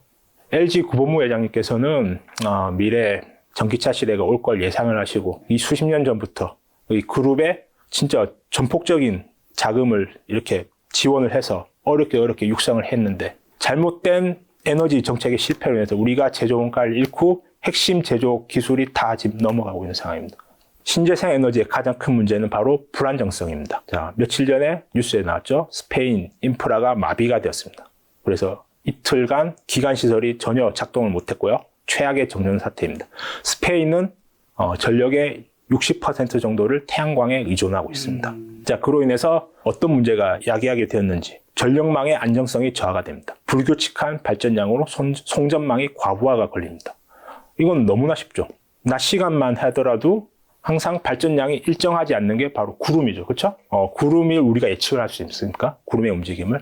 그렇지 않죠. 그렇기 때문에 거기서 태양광이 생산하는 전력에는 전력의 품질이 굉장히 떨어지게 돼 있습니다. 불규칙한 주파수와 전압이죠. 과연 이 태양광에서 생산하는 전력을 우리가 반도체 등 고부가 가치 제조업에 쓸 수 있나요? 절대 쓸 수 없습니다. 일반적으로 제조업 국가에서 필요한 이 전력 주파수는 50에서 60Hz입니다. 이건 제가 이제 한국전력에 종사하시는 분들과 직접 대화하면서 제가 이제 들은 내용인데요. 태양광과 풍력으로 인해서 이 불규칙한 이 발전량과 주파수, 이 전압 때문에 이거를 컨트롤하기가 너무너무 힘들다고 합니다. 그러니까 신재생 에너지가 이제 약하게 발전량이 약해질 때는 즉시 안정적인 기저 전력을 바로 이제 해야 되고요. 그게 가스 발전이고 원전입니다. 근데 이 신재생 에너지가 또 강하게 할 때는 이걸 기저 전력 꺼야 되고, 또 이 신재생 에너지가 생산을 못할 때는 이것도 켜야 되고, 왜 이런 짓을 하냐는 거죠, 도대체. 왜 사서 이렇게 우리나라의 혈세를 퍼부어서 이 불안정한 전력을 생산해서 제조업에 쓸 수 없는 에너지를 생산해서 이 수많은 사람들이 고통을 받게 하냐고요, 왜. 신재생 에너지에는 반드시 송배전망 확충이 필요하고요. 우리나라도 이제 서해안을 따라서 이제 전라도 지역에 태양광 풍력이 많이 거기 들어가 있습니다. 이제 그거를 이제 수도권까지 끌어와야 되죠. 그렇게 해야 되니까 송배전망 확충이 필수이고요. 거기에서 많은 또 비효율이 야기가 되고 있어요. 백업 발전기가 거기 들어가야 되고 ESS 등 대량 전력 저장 장치가 필요로 하게 됩니다. 자, 그럼 이제 우리나라 이제 정치인들이 이제 반응을 보세요. 최근에 이제 경선 후보께서는 원전 신규 건설을 반대한다고 말씀하셨습니다. 사람마다 생각은 다를 수 있죠. 우리는 이제 민주사회니까 충분히 나와 다른 의견을 존중을 해야 됩니다. 그렇죠. 그러나 에너지 정책은 우리나라 민족과 우리나라 제조업 경쟁력에 막대한 이미 영향을 끼쳤고요. 앞으로도 끼치게 될 겁니다. 여기서 우리가 잘못된 에너지 정책을 선택하게 된다면 우리는 우리 아버님 세대 그리고 우리 선배 세대들이 어렵게 이룩한 제조 강국의 위상을 잃게 될 겁니다. 그게 다 중국으로 넘어가게 될 거고요. 자, 중국의 현재 상황을 보시겠습니다. 중국은 올해 40조 투입해서 원전을 10기를 또 짓겠다고 합니다. 자, 여기서 보셔야 될 게 40조를 투입하면 얘네들이 원전 10기를 생산할 수 있다고요. 이거 한 기당 4조 원이라는 얘기예요. 생산 원가. 우리나라 지금 체코 수장이 얼마인 줄 아세요? 10조예요. 한 기에 10조. 비교가 안 되죠. 원전 건설 능력은 중국이 독보적으로 세계 1위가 됐습니다. 그 중에서 원전 핵심 설비 100%가 국산화 달성했고요. 이게 우리나라 두산 중공업에서 퇴직한 분들이 기술이 그쪽 가서 많이 넘어간 거예요. 이게. 자, SMR 세계 최초로 상용화에 성공을 했습니다. 차세대 SMR에 더욱더 개발을 박차를 가하고 있습니다. 30년 전 이건희 회장님께서는 말씀하시길 우리나라 정치는 사류, 관료 조직은 삼류, 기업은 이루다 말씀하셨습니다. 30년이 흘렀습니다. 우리나라 기업은 인류 기업들이 많이 생겼습니다. 그리고 경제도 선진국 수준으로 올라왔습니다. 그러나 여전히 정치는 사류에 머물고 있고 관료 조직의 수준은 여전히 삼류에 머물고 있습니다. 그 근본적인 이유는 우리나라 국민들이 우리나라 정치인들에 대해서 제대로 심판을 하지 않기 때문입니다. 자, 이건 동서 갈등을 전 대표적으로 그 근본적인 이유라 생각을 하는데요. 동쪽에는 아무래도 이제 보수당 관련된 이제 후보들이 많이 당선이 되죠. 서쪽에서는 압도적으로 진보당 쪽 후보들이 당선이 되고 있습니다. 자, 여러분들 투표장에 가실 때 그 사람의 과연 그 지역 국회의원 후보자들의 공약을 보시나요? 그렇지 않죠, 대부분. 그 지역에 밀어주는 그 특정 당에 대해서 전폭적인, 맹신적인, 그렇죠? 충성을 하고 있죠. 그렇기 때문에 우리나라 정치인들이 무능하고 사류에 머물려 있고 발전을 못하는 거죠. 오래된 권력은 반드시 부정부패와 매점매석을 하게 돼 있습니다. 그에 대해서 우리나라 국민들이 과연 어렵게 이룩한 이 경제적 성과를 잃지 않기 위해서는 국민 한 분 한 분이 우리나라 현재 상황 그리고 에너지 정책에 대해서 관심을 가지고 우리나라 미래가 아닌 자기 개인의 이익을 위한 발언을 하는 정치인은 반드시 심판을 해야 됩니다. 저는 이 메시지를 드리고자 오늘 이 자리에 나왔습니다. 이건 이제 두산 에너빌리티가 이제 많은 분들이 이제 원전 관련 기업으로만 알고 있지만 사실 이제 두산 에너빌리티에 이제 앞으로 큰 성장을 가져오는 또 다른 사업 영역이 바로 가스터빈입니다. 두산 에너빌리티는 이제 세계에서 이제 5번째로 가스터빈 국산화에 성공을 했습니다. 너무 아름답지 않습니까? 앞으로 이제 가스 발전이 엄청난 이제 수주 기회가 열릴 거예요. 이 규모가 거의 원전만해질 겁니다. 지금 트럼프도 계속 이야기를 하고 있는 게 알래스카에서 생산한 천연가스를 가지고 가라고 계속 압박을 하고 있죠. 특히 이제 미국에서 이제 무역을 흑자를 내는 국가를 상대적으로 계속해서 가스와 셰일 오일을 구매하라고 압박을 하고 있습니다. 그러면 그 막대한 가스를 가져오기 위해서 우리나라 대량의 LNG 캐리어선이 필요한 거고요. 그 가져온 LNG를 바탕으로 가스 발전을 해야 됩니다. 거기에 이제 두산 에너빌티의 이제 앞으로 미래 큰 성장이 열리게 되는 것이고요. 그래서 이제 지금 현재 2067기가와트 수준에서 앞으로 2040년이 되면 2712기가와트 수준까지 계속 늘어나게 될 거고요. 특히 이제 가스터빈 시장은 거의 독점화가 되어 있습니다. 상위 3개 업체가 독점을 하고 있었고요. 그게 미국의 GE, 그리고 독일의 시멘스, 그리고 일본의 미쓰비시 중공업이었습니다. 거기에 이제 두산이 새로 이제 도전장을 던진 거고요. 지금 상황이 가스터빈, 제가 파악한 바로는 이 가스터빈 수주가 이 상위 3개 업체가 이미 향후 3년에서 5년치가 이미 수주 고관이 꽉 차 있는 상태입니다. 그런데 앞으로 가스 발전 수요는 계속적으로 증가해요. 아까도 이제 독일에서 가스 발전소 무려 50개를 짓겠다고 하지 않습니까? 우리나라도 마찬가지죠. 이제 거기서 즉 가스 터빈을 만들어줄 수 있는 기업이 지금 또 이제 두산밖에 없게 된 거예요. 이제 신규 플레이. 어쩔 수 없는 거예요. 지금 선택의 여지가 없습니다. 거기서 이제 두산 에너빌리티가 가진 이 가스 터빈 시장이 굉장히 이제 커지게 될 겁니다. 이 자료에서 보시면 거의 2029년이 되면 원전 수주 규모만큼 가스와 수소 발전 수주 규모가 커질 거라는 거죠. 그래서 이제 두산은 앞으로 초장기간, 최소 제가 볼 때는 30년 이상의 이 전력이 부족한 시대에 접어들게 됨으로써 앞으로 초장기간 이제 독점적인 그리고 안정적인 매출과 영업이익이 늘어나는 그런 성장 회사가 이미 되었다고 저는 판단을 하고 이제 장기간 이제 이 회사와 동행하는 그런 생각을 가지고 있습니다. 근데 현재 제가 가지고 있는 목표는 단순합니다. 최대한 건강하게 오래 살아서 이 기업들과 동행하게 되었을 때 마치 워런 버핏이 그렇죠? 코카콜라 가지고 반평생을 동행을 했듯이 어마어마한 이제 부가 쌓이는 거죠. 그게 이제 그분의 마음이 이제야 이해가 되는 거예요. 이제 우리나라 주식 투자가 어려웠던 이유는 이런 독점적인 기술을 가진 기업이 없었죠. 대부분이 다 사이클 산업이죠. 반도체, IT, 그렇죠? 심지어 이제 2차 전지마저도 이제 사이클 산업이 된 거예요, 이미.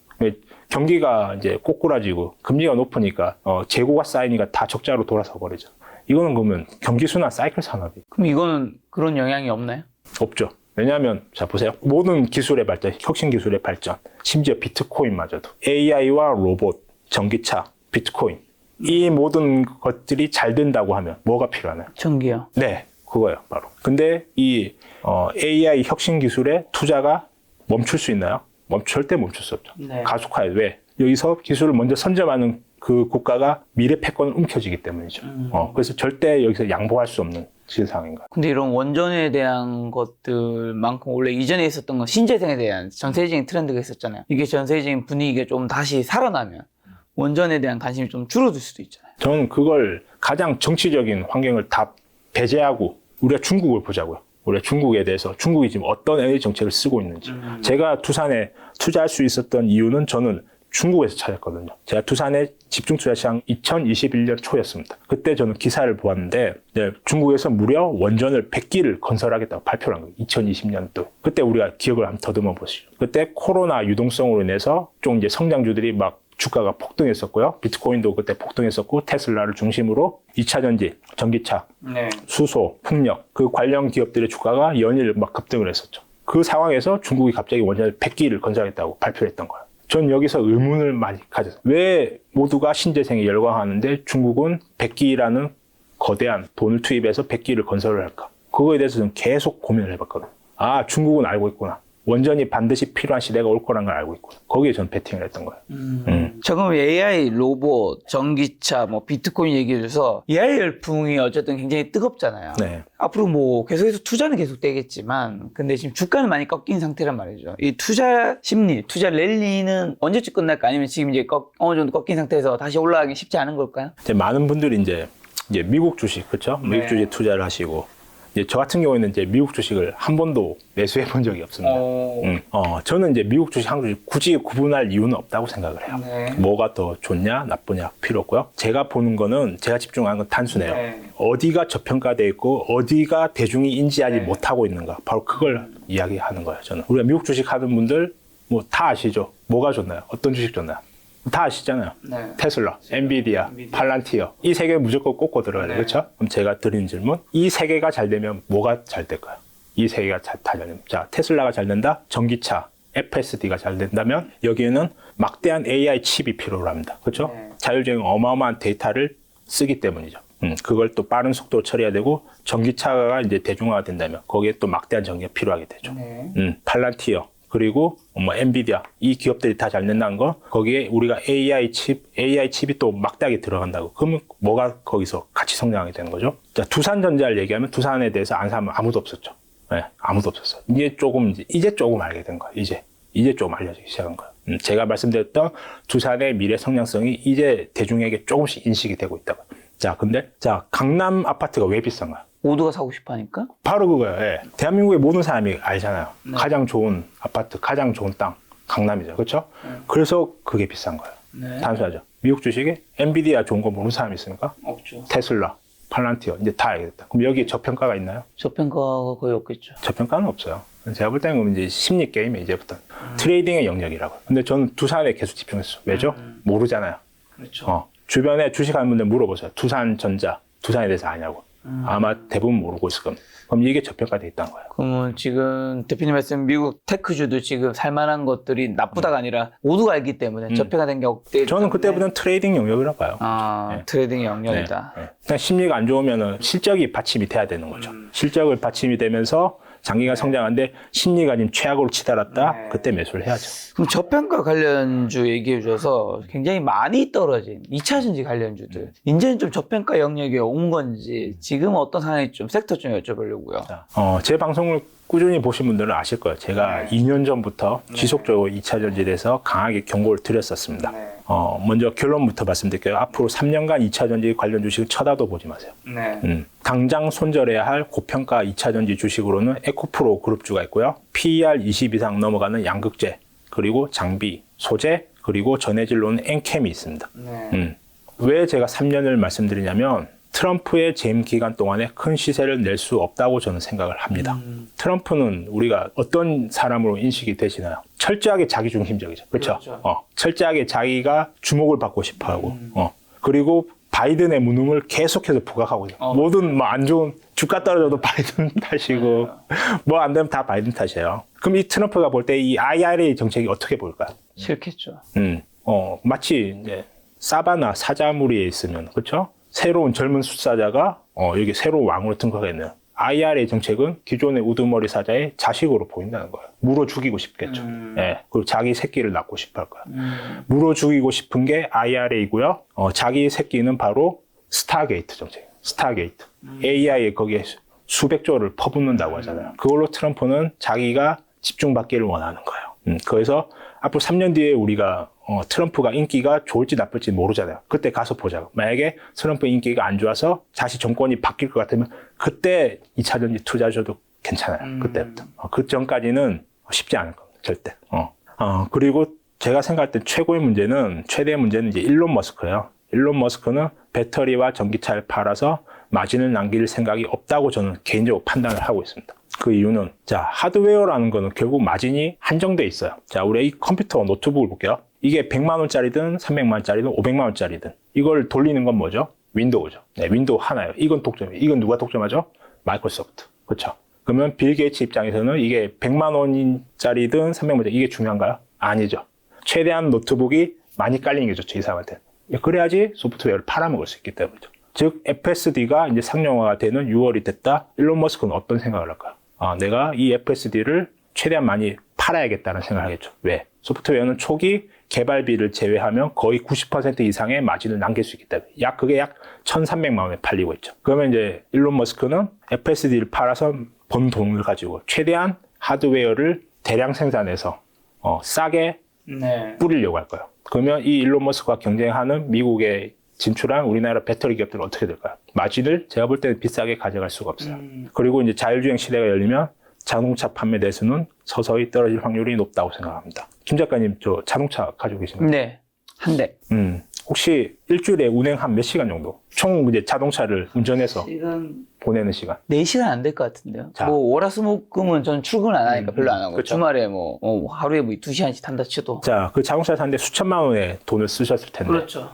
과연 이게 일주일에 4시간 타려고 그거를 이제 주차장에 고스란히 지금 모셔놓은 상태인 거죠. 그렇죠. 만약에 택시 요금이 3분의 1 이하로 떨어지게 되면 혹시 택시를 이용하실 생각이 있으신가요? 조금 더 생각은 늘어나겠죠. 그렇죠. 굳이 내가 차를 보여야 되나 이 생각 하실 수 있겠죠. 네. 저는 그 시대가 되면 이 시대가 굉장히 많이 변할 거라고 생각을 해요. 그렇기 때문에 자동차 보유에 대한 욕구는 떨어지게 될 거고요. 선진국 중심으로. 그리고 택시 요금이 굉장히 저렴해질 거기 때문에 굳이 내가 수천만 원의 돈을 들여서 자동차를 보유해서 그렇죠. 보험료 내고 그렇죠. 무슨 관리도 계속 해야 되고 이게 비효율적으로 느껴질 사람이 앞으로 많아질 거라는 거죠. 그렇기 때문에 배터리는 현재 전 세계에 팔리는 대략 약 1억 대의 자동차를 목표로 하고 있습니다. 배터리. 전 그 목표 설정이 잘못됐다고 생각하고 있고요. 자, 배터리의 본질은 무엇일까요?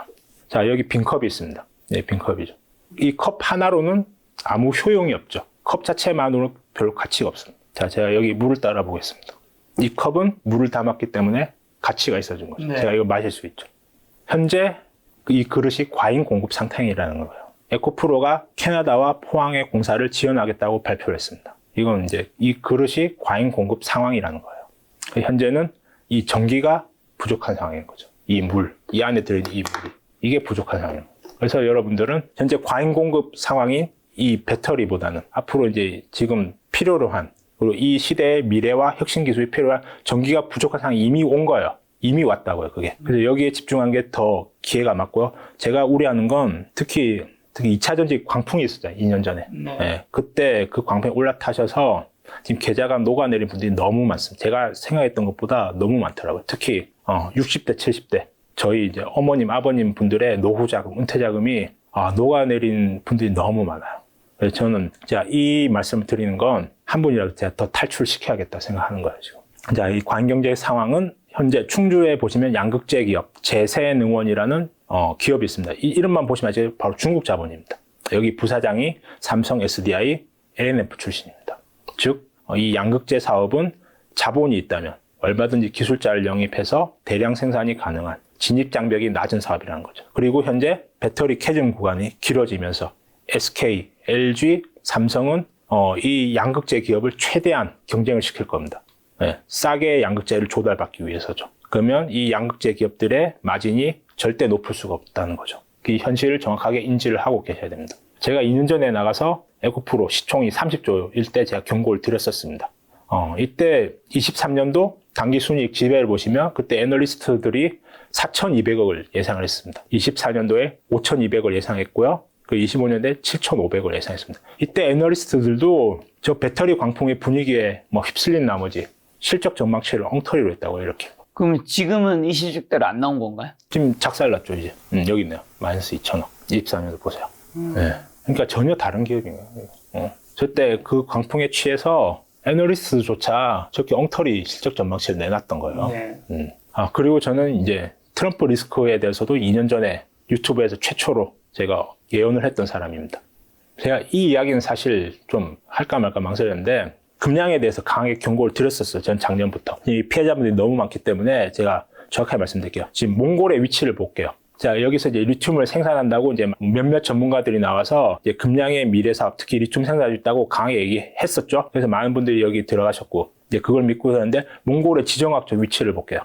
그분들의 말이 사실이라고 제가 가정을 하고, 여기서 리튬을 생산을 한다고 제가 가정을 하겠습니다. 몽골의 남쪽은 중국이 있죠. 네. 그리고 북쪽으로는 러시아입니다. 미국 입장에서 볼 때는 과연 몽골에서 생산한 리튬을 어떻게 볼까요? 자기들의 잠재적 미국의 잠재적 적대 국가들의 둘러싸여 있죠. 만약에 군사적 대치 상황이 일어나면 어떻게 될까요? 몽골에서 생산한 리튬 같은 핵심 소재는 바로 중국에서 무력으로 점령을 할 겁니다. 그래서 포스코가 아르헨티나로 가는 거예요.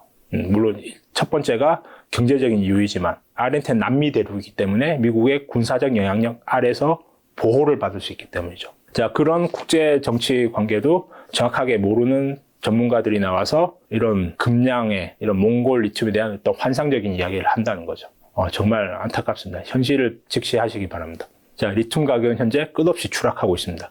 금량이 몽골에 리튬을 하겠다고 발표한 게 리튬 가격이 한창 좋을 때였습니다. 지금 현재는 저 고점에서 10분의 1 토막도 더 난 상태입니다. 즉 리튬을 저때 리튬 광산에 투자를 했고 현재 리튬을 생산한다면 어떻게 될까요?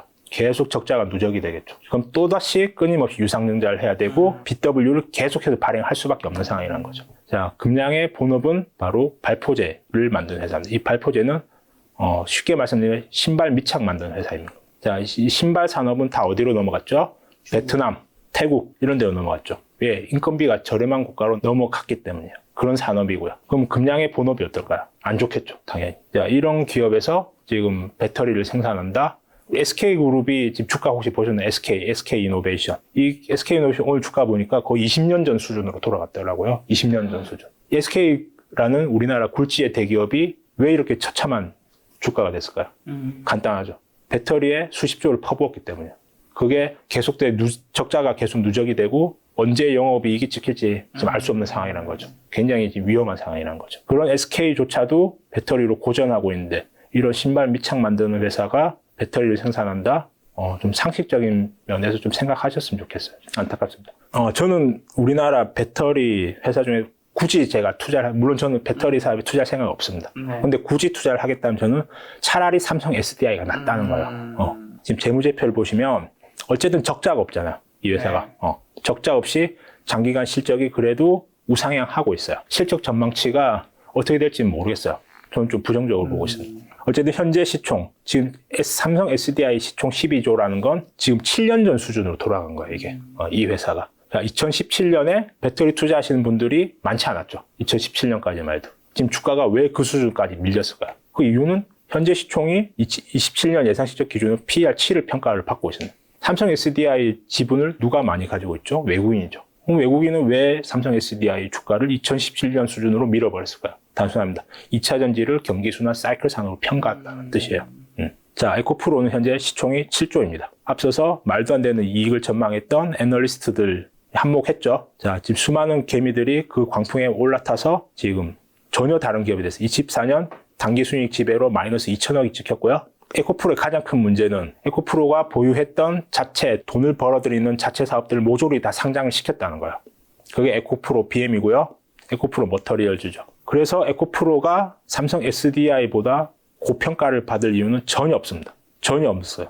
전혀 없는 거고요. 그럼에도 불구하고 많은 사람들이 에코프로를 좋다고 이야기하니까 PER 10을 한번 줘보겠습니다. PER 10을 시총 7조이기 때문에 당기순이익 지배로 7천억이 나와야 됩니다.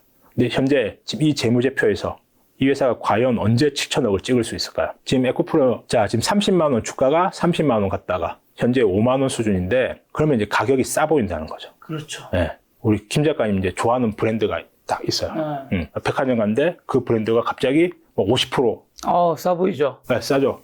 근데 브랜드, 이 짝퉁 아니야? 이 생각 들겠죠. 그렇죠? 근데 진품이라고 보장을 했어요. 그럼 사실 거야, 안 사실 거야? 살 수 있죠. 사죠. 무조건 사죠. 왜? 그 브랜드 가치는 변하지 않는 걸 믿기 때문이에요. 근데 주식은 그렇지 않습니다. 주식은 진짜 성장주가 있고 가짜 성장주가 있어요. 에코프로는 가짜예요, 제가 볼 땐. 그 자체 사업마저도 모조리 다 상장을 시켜버렸기 때문이에요. 즉, 우리 개인 투자자들이 30만 원 했던 주식이 5만 원이 가면 싸 보인다는 거예요. 이게 10만 원만 가도, 그렇죠? 30만 원 했더니 10만 원만 가도 더블 먹는다. 이 생각을 한다는 거예요. 회사의 가치를 보지 않고 주식 가격을 보기 때문에. 여기서 망하는 거예요, 여기서. 자, 2년 전 에코프로 당기 순이익을 24년 기준 5,100억을 전망했던 사람들은 그 누구도 여러분의 계좌를 책임지지 않습니다. 이 사실을 인지를 하시고 지금이라도 탈출하시길 바라요, 저는. 자, 에코프로 BM을 말씀드리겠습니다. 에코프로 BM 현재 시총 10조입니다. 27년 기준으로 한번 볼게요. 애널리스트 영업 전망치 따르면 27년이 되면 약 단기 수익집에 2천억을 벌어들인다고 합니다. 27년 기준으로도 현재 시총에 비하면 PER이 약 50이죠. 근데 에코프로 BM의 매출 비중 60%가 삼성 SDI예요. 그리고 한 30% 정도가 SK온입니다. 그러면 절대적인 매출 비중이 삼성 SDI가 높잖아요. 그러면 누가 갑이에요? SDI가 갑이죠. SDI가 무조건 갑이죠. 근데 SDI가 27년 기준 PER이 7로 평가를 받고 있다는 거예요. 근데 을 회사가 이 갑보다 7배 이상 고평가 받을 이유는 전혀 없습니다. 전혀 없다고. 이걸 다시 이야기하면 현재 주가에서 7분의 1 토막이 나도 전혀 이상하지 않다는 거예요. 우리나라의 경기 순환주는 일반적으로 PER이 4에서 10으로 평가받고 있습니다. 대표적인 게 하이닉스죠. 하이닉스는 현재 시총이 130조 수준이고요. 올해 예상 이익이 30조입니다. 이게 우리나라 현실이라는 거예요. 자, 삼성 SDI 주가를 보시면 거의 2017년 수준으로 지금 돌아갔죠. 이게 외국인이 보는 우리나라 배터리 산업의 현 주소라는 거예요. 자, 에코프로는 어떻죠? 현재 48,000원. 2017년 보이시나요? 최저가 1,078원. 제가 첫 때 이제 에코프로 매매했었다고요. 자, 그럼 2차전지 주가가 정말 많이 떨어졌는데 많은 분들이 가격만 보고 바닥을 찍었다 생각하시는 분들이 있을 수 있는데 그게 아닐 수 있다는 거네요? 그러니까 저는 내재 가치를 말씀드려요. 계속해서. 결국 주가는 제가 두산으로 성공할 수 있었던 이유가 뭐죠? 내재 가치 집중을 했기 때문이에요. 네. 결국 이 내재 가치에 주가는 수렴한다. 이건 진리인 거예요. 이걸 믿는 거예요. 전 이걸 믿고 그걸 실천했던 거예요. 그러면 2차전지 주식에 지금 물려있는 분들 여전히 근데 이미 나가기에는 너무 많이 떨어져서 네.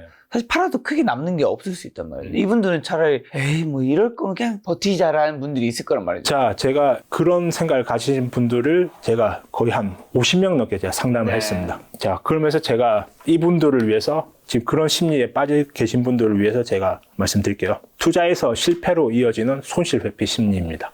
언젠가는 올 것이라는 헛된 희망, 큰 손실과 오랜 보유 기간, 이게 매몰 비용이 되는 거예요. 그렇죠. 네, 집착이 발생하고 결과적으로 더 큰 손실로 이어진다. 이 심리가 많은 영역에서 우리가 나오거든요. 이 대표적인 게 종교에 빠질 수도 있는 거고요. 특히 또 내가 헤어진 전 여자친구나 전 나쁜 여자 혹시 만나보셨어요? 나쁜 여자 안 만나봐요. 네, 여자 입장에서 나쁜 남자한테 많이 끌리잖아요. 그게 집착인 거예요. 이 남자가 좋아질 거야. 아니야. 지금 변할 수 있어. 이 남자 바뀔 거다. 네. 이 여자는 바뀔 거다. 네, 헛된 희망이라는 거예요. 그게 인간은 잘 바뀌지 않죠.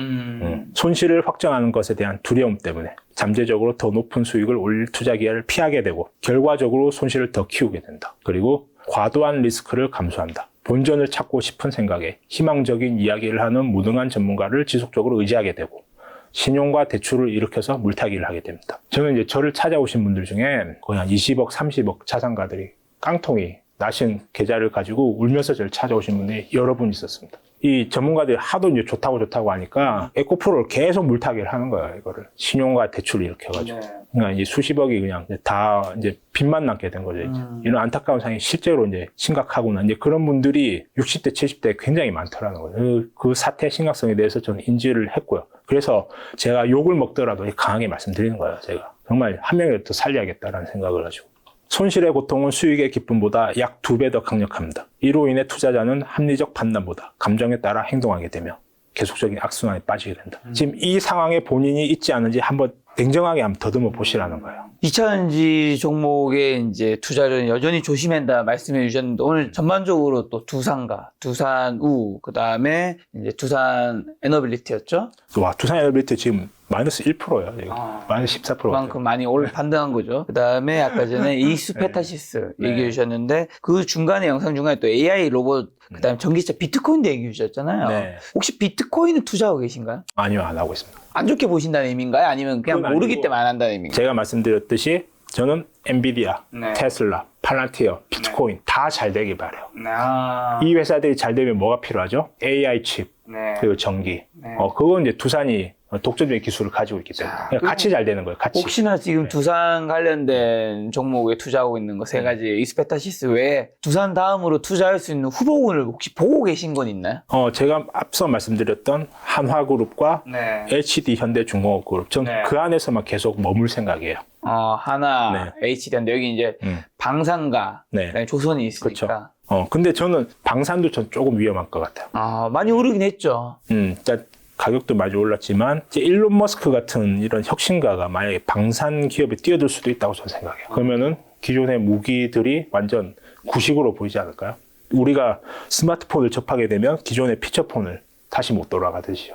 일론 머스크가 전기는 띄워줄 수 없나요? 전기는 태양광 사업을 자체로 그 솔라시티 하고 있잖아요. 네. 네, 그건 원전에. 원전은 못하죠. 원전 못하죠. 로봇 투입해서 저 거대한 구조물 만들 수 있나요? 그건 안 되기 때문에. 일론 머스크가 원전에 대해서는 계속 좋은 이야기를 했죠. 네. 근데 본인이 할 수가 없는 사업인 거예요. 그리고 이거를 라이센스 생각해보세요. 이 원전이라는 게 이거를 재처리하는 거, 이제 원전 핵폭탄하고도 연관이 되거든요. 이게 안보하고 연결이 되는 거예요. 네. 원전 사업 같은 경우에는 네. 원전 폐기물을 재처리하는 과정에서 이제 핵무기의 주요 이제 그 원료인 플루토늄이 생산되기 때문에 이 기업을 하고 싶다 해서 누구나 줄 수 있는 그런 사람이 절대 아닌 거야. 국가 관리에. 네네. 그래서 이제 미국이 철저하게 이걸 관리를 하는 거야, 이거를. 그래서 아무나 뛰어들 수 있는 사업이 아니기 때문에. 네. 그래서 독점력을 상당히 유지할 거라고 저는 판단하고 있습니다. 자, 오늘 이제 대표님 오랜만에 출연하셔서 이제 어떻게 보면 전기, 원전 관련주에 투자하시면 집중 투자, 그것도 두산 관련주에 투자하고 있는 이제 어떤 인사이트를 통해서 투자하고 있는지 얘기해 주셨는데, 사실 대표님의 말씀에 저는 굉장히 전반적으로 공감이 많이 되는 부분이었고, 저도 투자하고 싶다는 생각이 들었지만, 그럼에도 불구하고 떨어질 수도 있고, 물론이죠. 대표님이 틀릴 수도 있잖아요. 물론이죠. 그렇죠? 왜냐하면 무조건 100%라는 건 세상에 없는 거니까. 그렇습니다. 대표님은 두산의 이제 주가가 떨어지거나 아니면 내가 뭐가 내 투자 판단에 실수가 있을 때는 나갈 수도 있잖아요. 어떤 지점에서는 뭐 손절매는 아니겠죠. 이미 이익을 많이 받기 때문에 어떤 지점에서는 어쨌든 익절을 하고 탈출을 하실까요? 그러니까 제가 일관되게 제 방송을 보시면 알지, 제 2년 동안 계속 일관되게 말씀드린 거 기업의 내재 가치예요. 그러니까 네. 주가의 변동은 엄청나게 출렁해져요. 오늘도 두산에너빌리티 지금 마이너스 14%까지 출발했던 게 지금 현재 마이너스 1%입니다. 네. 와, 그러면 하루 만에 지금 주가 변동폭이 13%가 난 거예요, 이게. 그렇죠. 저 오늘 왕창 잡았습니다. 한마디로 대표님 같은 경우는 이런 영업이익이라든가 이런 성장률이 꺾이거나 매출이 꺾이면 네. 이게 내재 가치가 흔들리는 그러니까 거니까. 이 기업이 이제 성장하는 성장 스토리와 네. 그렇죠? 이게 실시간으로 우리가 볼 수 있잖아요. 네. 볼 수 있다고요. 이게 내가 여기에 이 회사가 벌어들이는 매출과 영업이 퍼포먼스를 내가 계속 추적 관찰하면서 이 기업이 성장하는 동안은 내가 계속 동행을 하는 거야. 이 중간중간에 출렁거림을 너는 마치 서핑 타듯이, 그렇죠? 서핑보드 그거를 내가 즐기는 거죠. 오히려 즐길 수 있다면. 네. 그래서 막대한 부를 이룰 수 있다는. 근데 전 이 말씀입니다. 제가 사실 슈퍼 개미가 될 수 있었던 이유는 트레이딩을 잘하기 때문이에요. 그냥 막연하게 묻어 만났으면 제가 두산을 처음 발굴했을 때 45,000원이었어요. 대략 그때 제가 전재산 2억밖에 없었다고요. 그때 당시에. 근데 그냥 가만히 묻어 만났으면 이렇게까지 큰 부를 이룰 수는 없었겠죠. 결국 결정적인 건 제가 트레이딩을 잘했기 때문에. 하지만 저는 여러분들 트레이딩 이야기를 거의 하지 않죠. 그 이유는 뭐죠? 이게 1번이 무조건 이게 기업의 내재 가치에 대한 믿음이 있어야지 트레이딩도 잘할 수 있는 거예요. 손흥민 선수가 처음에 이제 축구를 배울 때 그 아버지 손흥정 이모께서는 손흥민에게 7년간 슈팅 연습을 시키지 않았다고 합니다. 매일 드리블, 기초 체력, 달리기 연습. 그러니까 손흥민이 기초가 아주 단단하게 된 거죠. 그러니까 지금 우리는 이제 손흥민 선수의 하이라이트를 보면 멋있게 골 넣는 장면만 보잖아요. 가마차기 하면 멋있게 이제 공이 쫙 들어가고, 그렇죠? 그걸 보고 우리는 빨리 내가 손흥민 선수처럼 골을 넣고 싶기 때문에 기초 체력은 하지 않고 계속 슈팅 연습만 하고 있다는 거죠. 근데 실전에 가면 어떻게 되죠? 공 찰 기회도 안 줘요. 90분간 뛰어다닐 체력이 없잖아요. 그 수비수들이 가만 내버려 둡니까? 절대 그 기회를 안 주죠. 알겠습니다. 오늘 대표님 중요한 투자 인사이트 많이 들었는데 저희 시청자분들 개인적으로 마지막으로 하시고 싶은 말씀 있다면요. 제가 일관되게 드리고 싶은 말씀이 이거예요. 기업의 내재 가치, 그리고 눈에 보이지 않는 성장. 이것만이 우리 개인 투자자들이 성공할 수 있는 유일한 방법이에요. 그래서 제가 말씀드리는 거는 마치 하나의 진리와 같다는 거죠. 수많은 돈을 버는 방법은 수많은 사람이 있어요. 그렇죠? 수많은 사람이 자기만의 노하우를 가지고 우리 김 작가에서 나와서 그 노하우를 말씀드리잖아요. 그 수많은 이야기들이 있지만 상황에 따라서 그게 맞을 수도 있고 틀릴 수도 있어요. 하지만 제가 말씀드리는 이 기업이 성장하는 기업의 내재 가치에 주목을 한다면 주가는 반드시 그 내재 가치에 수렴을 하게 되고 그 기업과 동행하면 반드시 큰 부를 이룰 수 있다. 이건 진리라는 거죠. 네. 근데 많은 분들이 대표님 말씀대로 흔들리는 주가가 아니라 지금 저희가 장중에 촬영하고 있는데 지금 장중에도 사실 주가는 어떤 것들은 뭐 하한가, 상한가 사이를 왔다 갔다 하는 종목도 많을 텐데 거기 흔들리는 게 아니라 내재 가치를 봐야 되고 내재 가치를 어떻게 보면 볼 수 있는 눈을 키우는 연습을 해야 되지 않을까. 그리고 지금 상황이 어려운 게 우리는 정치적, 세계 정치의 급변하는 그런 세상에 우리가 이걸 처음 경험하게 된 거야. 네. 관세가 우리는 계속 철폐되고 없어진 세상에 살았는데 관세가 생기고 있죠. 전 세계가 지금 나뉘고 있잖아요. 여기에 기회가 있고 위기와 기회는 항상 공존하고 있습니다. 자, 흔들리는 세계 정세 속에서 여러분들이 투자해서 플러스가 났었으면 좋겠다는 생각 들었습니다. 오늘 만나는 손님은 경험투자자 박정환 대표님이었습니다. 지금까지 소중한 시간 함께해 주셔서 정말 감사합니다. 오늘도 김 작가였습니다. 고생 많으셨습니다.